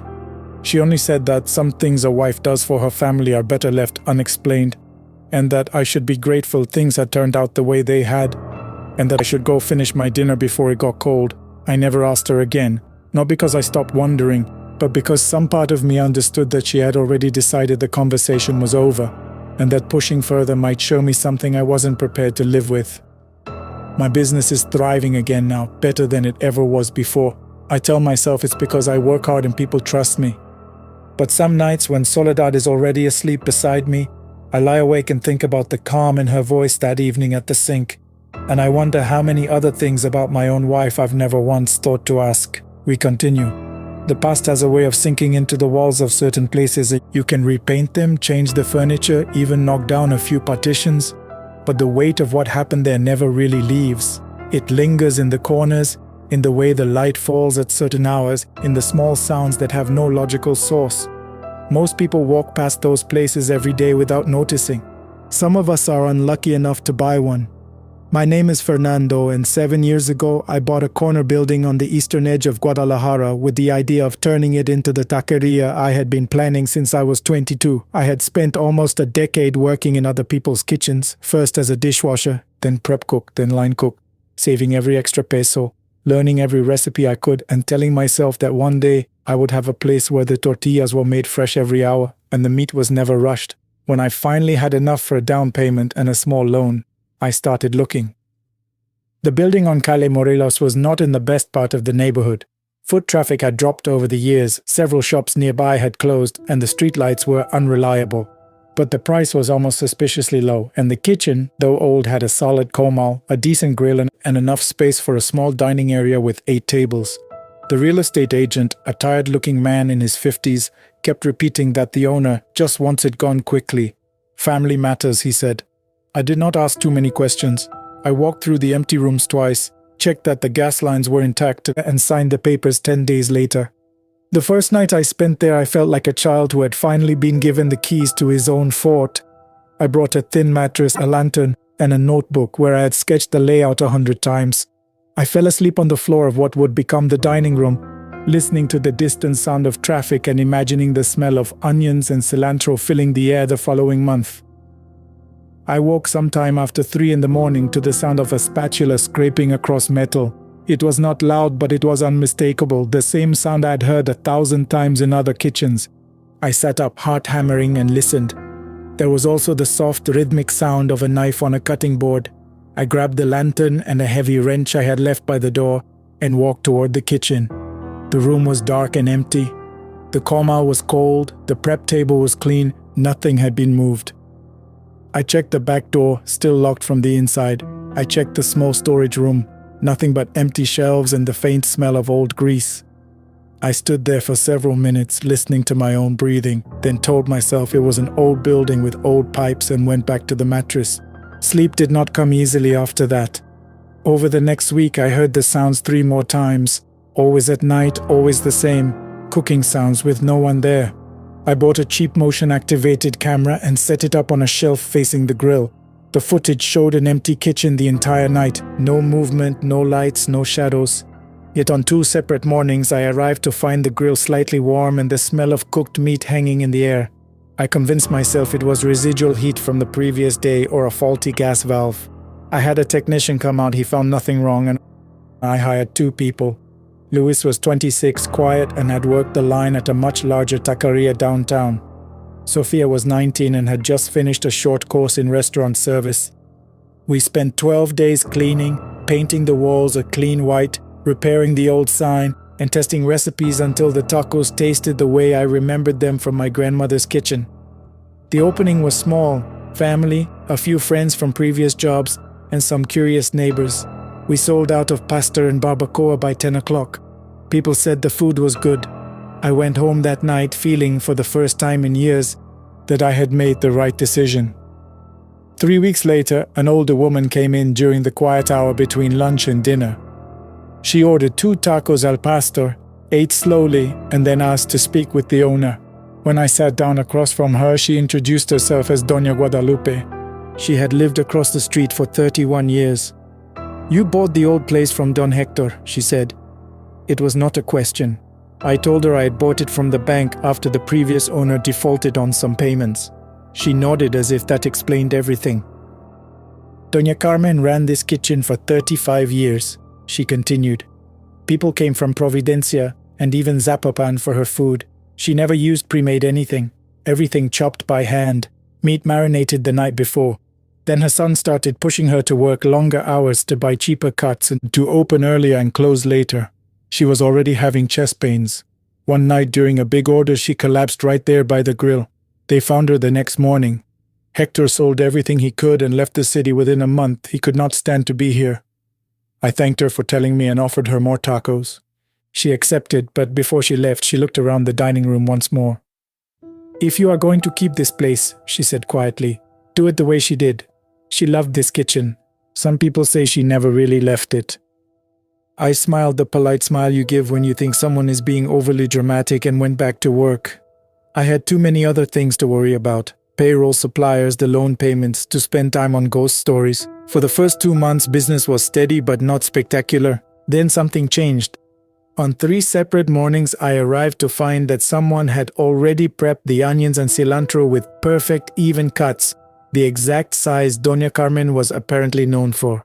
Luis swore he had not done it. Sofia said she had seen a shadow move across the kitchen pass through one night while she was closing the register, but when she looked again, there was nothing. I started staying late to balance the books. One night around midnight, I heard the comal being scraped. I walked in slowly and found a single taco sitting on a plate in the center of the prep table, steam still rising from it. It was perfectly made. I tasted it. It was better than anything we had served that day. The next morning we had our busiest lunch rush yet. Customers kept saying the tacos tasted exactly like they used to. Word spread. Within 3 weeks we were turning people away on weekends. I started to relax. The strange occurrences seemed like a small price to pay for finally having something of my own that was working. Then the dreams began. I would wake up at 3 or 4 in the morning with the smell of grilled meat on my hands and my arms aching as if I had been chopping for hours. Twice I found myself standing in the kitchen in my underwear, the grill turned on low, a spatula in my hand, with no memory of walking the 6 blocks from my apartment. Luis and Sofia both gave notice within the same week. Luis said he kept feeling someone standing behind him while he worked, correcting the angle of his cuts in his mind. Sofia said she heard an old woman humming a song she did not recognize whenever she was alone in the dining room after closing. I begged them to stay. I raised their pay. They left anyway. I tried to keep the place running with temporary help, but the quality dropped and so did the customers. I started cutting corners myself, cheaper meat from a new supplier, pre-cut vegetables to save time, tortillas I bought instead of making. The night after I switched suppliers, I stayed late again. When I walked into the kitchen, the grill was blazing on its own. Every burner was lit. The air smelled like burning fat. I turned everything off and opened the windows, but the smell would not leave. When I turned around, there was another taco on the table. This one was overcooked on one side and raw on the other. Written on the paper wrapper in old, careful handwriting were 2 words: "Do it right." I tried. For almost a month, I went back to doing everything exactly as I had in the beginning. Fresh ingredients, long marination times, tortillas made every 2 hours, even when it meant staying until 2 in the morning. The strange help returned. Sometimes I would turn around and catch a glimpse of a short, heavy-set woman in a faded floral apron standing at the grill. She never spoke. She would look at me with tired, kind eyes and then simply not be there anymore. Business improved again. But I was exhausted all the time. I started losing weight. My hands shook when I was not working. I began to understand why Hector had sold so quickly. The night everything ended, I had stayed after closing to finish a large order for a party the next day. I was alone.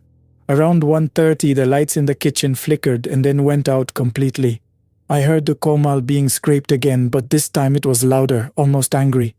When the lights came back on, the old woman was standing at the grill with her back to me. She was moving with the same practice rhythm I had seen in the dreams. She turned her head slightly and I saw her face clearly for the first time, round, lined with years of work, eyes that had once been warm but now looked hollow. She did not speak out loud, but I heard the words inside my head as clearly as if she had said them next to my ear. "This kitchen is not yours to change. It remembers how it should be." The grill flared. Flames shot up almost to the ceiling. I stepped back and felt cold hands on my shoulders pushing me forward. I fought against them, slipped, and fell hard against the prep table. When I looked up, she was closer. The air around her smelled like burnt meat and old perfume. I scrambled toward the back door, managed to get it open, and ran into the alley without looking back. I did not stop running until I reached the main avenue 3 blocks away. I closed the taqueria the following Monday. I did not try to sell it right away. I simply locked the doors, put boards over the windows, and walked away. I found work again in a larger kitchen downtown and spent the next year and a half saving and planning. Eventually, I opened a smaller place in a different part of the city, one with no history, no old stories, no shadows that moved on their own. It is not as successful as the first one was at its peak, but it is mine in a way the other place never was. I make sure never to cut corners. I make sure never to ignore the small things that feel wrong. I still own the building on Calle Morelos. It has been empty for 6 years now. Sometimes when I drive past it late at night, I see a faint yellow light in the kitchen window. And if the wind is blowing in the right direction, I can smell fresh tortillas and meat on the grill. I never stop the car. I never get out. Doña Guadalupe died 2 years ago. The week before she passed, she told me that on certain nights she could still see Carmen through the glass, moving around the kitchen as if she were waiting for the right person to come back and do things properly. I hope she finds that person. I hope they understand what is being asked of them before it is too late. Some places are meant to be left alone. Some kitchens never really become empty, and some debts to the past can only be paid by walking away and never looking back. We continue. Sometimes I wonder if the world keeps score.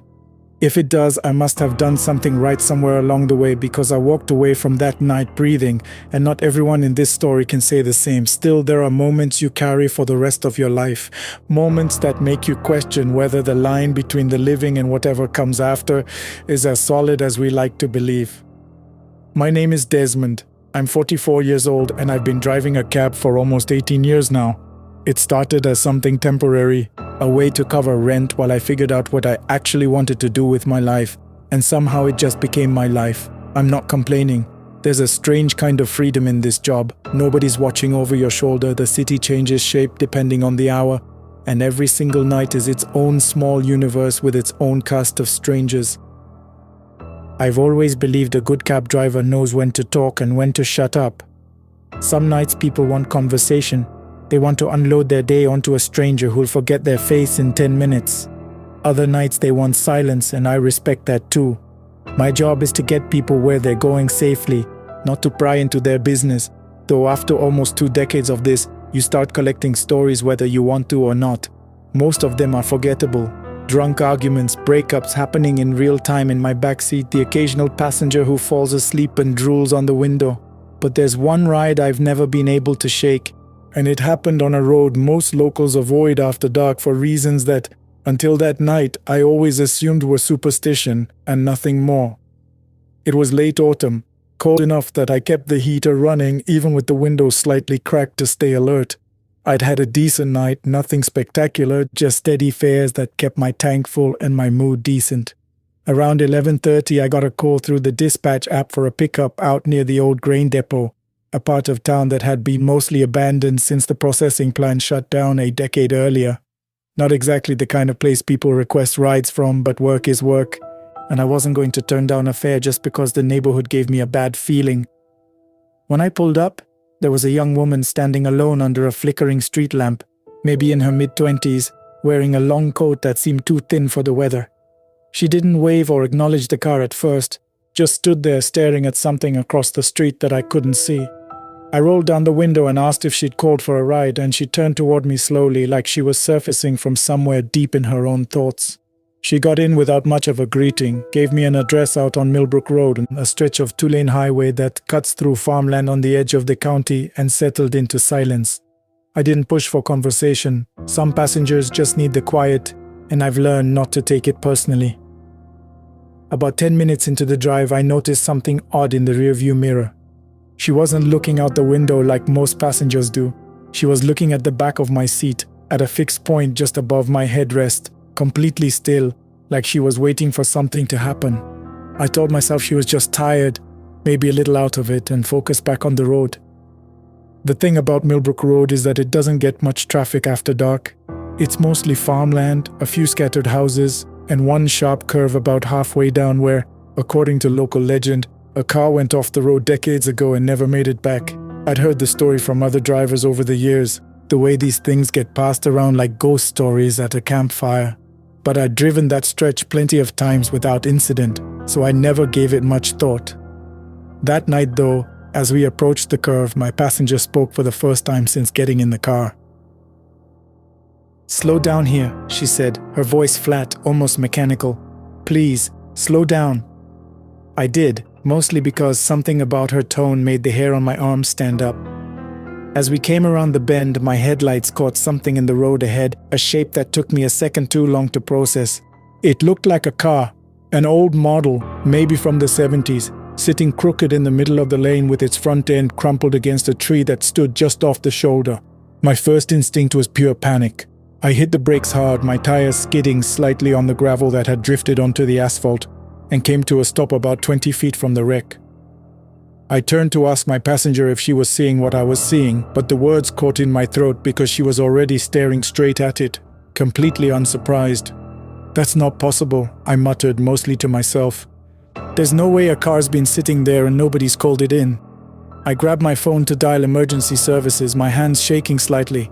But when I looked back up through the windshield, the wreck was gone. Not moved, not driven away. Gone, like it had never been there at all. The road ahead was empty, quiet, exactly the way it should have looked on any other unremarkable night. I sat there for a long moment, engine idling, trying to convince myself I'd imagined the whole thing, exhaustion playing tricks on a mind that had been awake since 6 that morning. But then I heard my passenger exhale, a long shaky breath, like she'd been holding it the entire time we approached that curve. "You saw it too," she said quietly. It wasn't a question. I turned around fully this time, my curiosity overriding my instinct to just drive and forget the whole thing.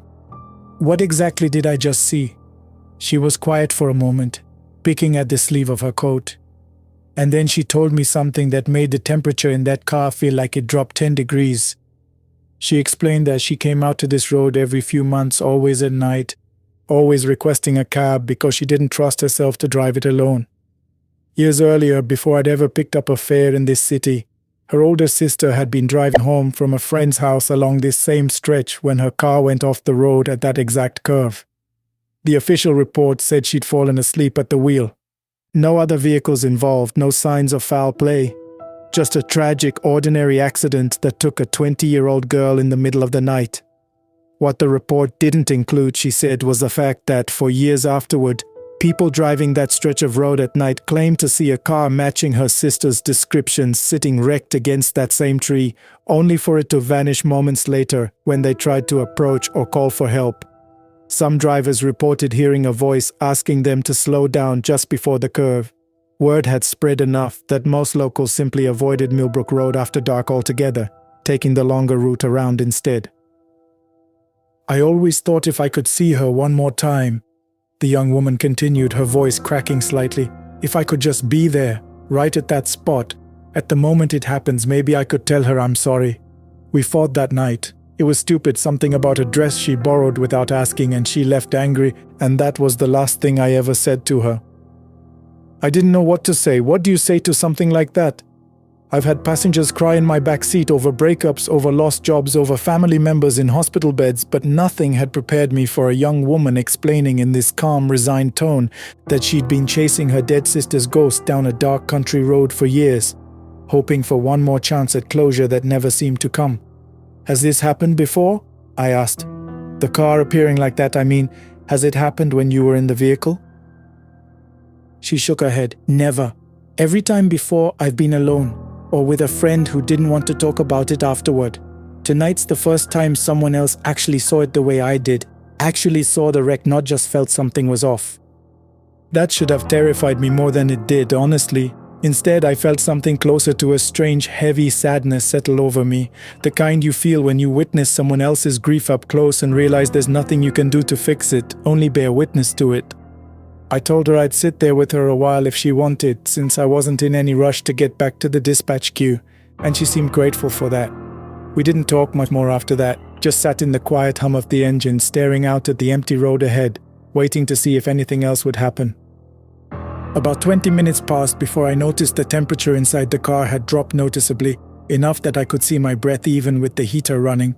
My passenger noticed it too, sitting up straighter, her eyes fixed on the curve ahead. And then, slowly, faintly, like a photograph developing in front of us, the wreck reappeared. This time it was clearer. I could make out details I'd missed the first time. The shattered driver's side window, the way the front bumper had folded in on itself against the tree trunk. And standing beside it, so faint I almost mistook her for a trick of the headlights, was a young woman, maybe the same age as my passenger, wearing clothes that looked pulled from another decade. Her expression calm, almost peaceful. Nothing like what you'd expect from someone standing at the site of their own death. My passenger's hand found the door handle before I could stop her, and she was out of the car and walking toward the wreck before I fully processed what was happening. I called after her, told her to wait, that we didn't know what any of this actually was, but she wasn't listening. I watched through the windshield as she approached the figure standing by the tree, and I saw the figure turn to face her. I couldn't hear what was said.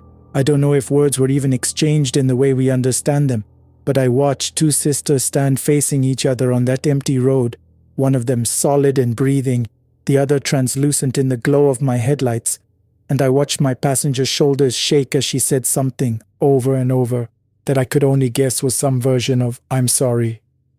The figure by the tree reached out, and for just a moment I swear I saw her hand rest against my passenger's cheek, the way you'd comfort someone who was hurting.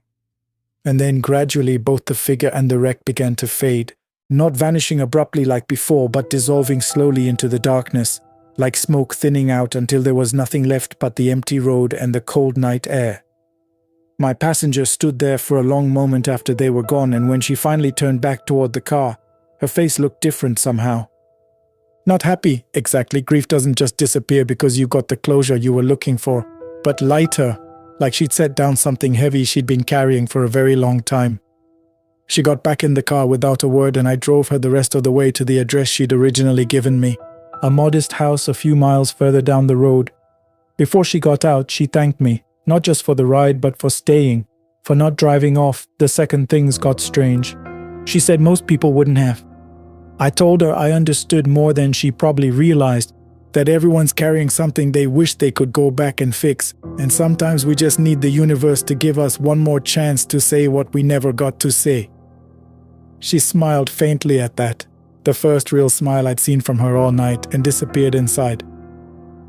I drove home that night with the heater blasting and every hair on my arm still standing on end, replaying the whole thing over and over in my head, trying to make it fit into some rational explanation that would let me sleep. I never found one. I still haven't, honestly, and it's been years since that ride. I looked into it afterward, more out of morbid curiosity than anything else, and found an old newspaper archive that confirmed a fatal accident on Millbrook Road going back further than I expected. A young woman, single car crash, ruled an accident, no further investigation. The details matched closely enough with what my passenger had told me that I stopped looking for alternative explanations and just accepted that some things don't need to be explained, they just need to be witnessed. I still drive that stretch of road sometimes when fares take me out that way, though I'll admit I slow down at that curve every single time. Some part of me hoping, or maybe fearing, that I'll see it again. So far, nothing. Maybe whatever was keeping that road haunted finally got what it needed that night. Maybe grief, even the kind that lingers long after the body's gone, just needs someone to show up and listen. I never saw that young woman again either, not as a passenger, not anywhere in the city. I don't know if she still needed rides out to that road after that night, or if she finally found enough peace to stop looking for her sister in the dark. Part of me hopes it's the second one. Part of me hopes she's somewhere warm right now, having long since let go of the guilt that used to send her out to that lonely stretch of highway, looking for one more chance to say goodbye. What I took away from that whole experience, more than the fear, more than the questions I'll never have answered, is the reminder that the people we lose don't always leave as cleanly as we'd like to believe. Sometimes grief needs a witness. Sometimes the living carry the dead with them longer than anyone else can see, until one night on some forgotten stretch of road, everything finally gets said that needed saying. I don't scare easily anymore after 18 years behind the wheel of a cab. I've seen almost everything this job has to offer, the good, the strange, the downright unsettling. But I still think about that night more than any other fare I've ever picked up, and I still wonder if the world really does keep score somewhere, whether that young woman and her sister finally settled theirs.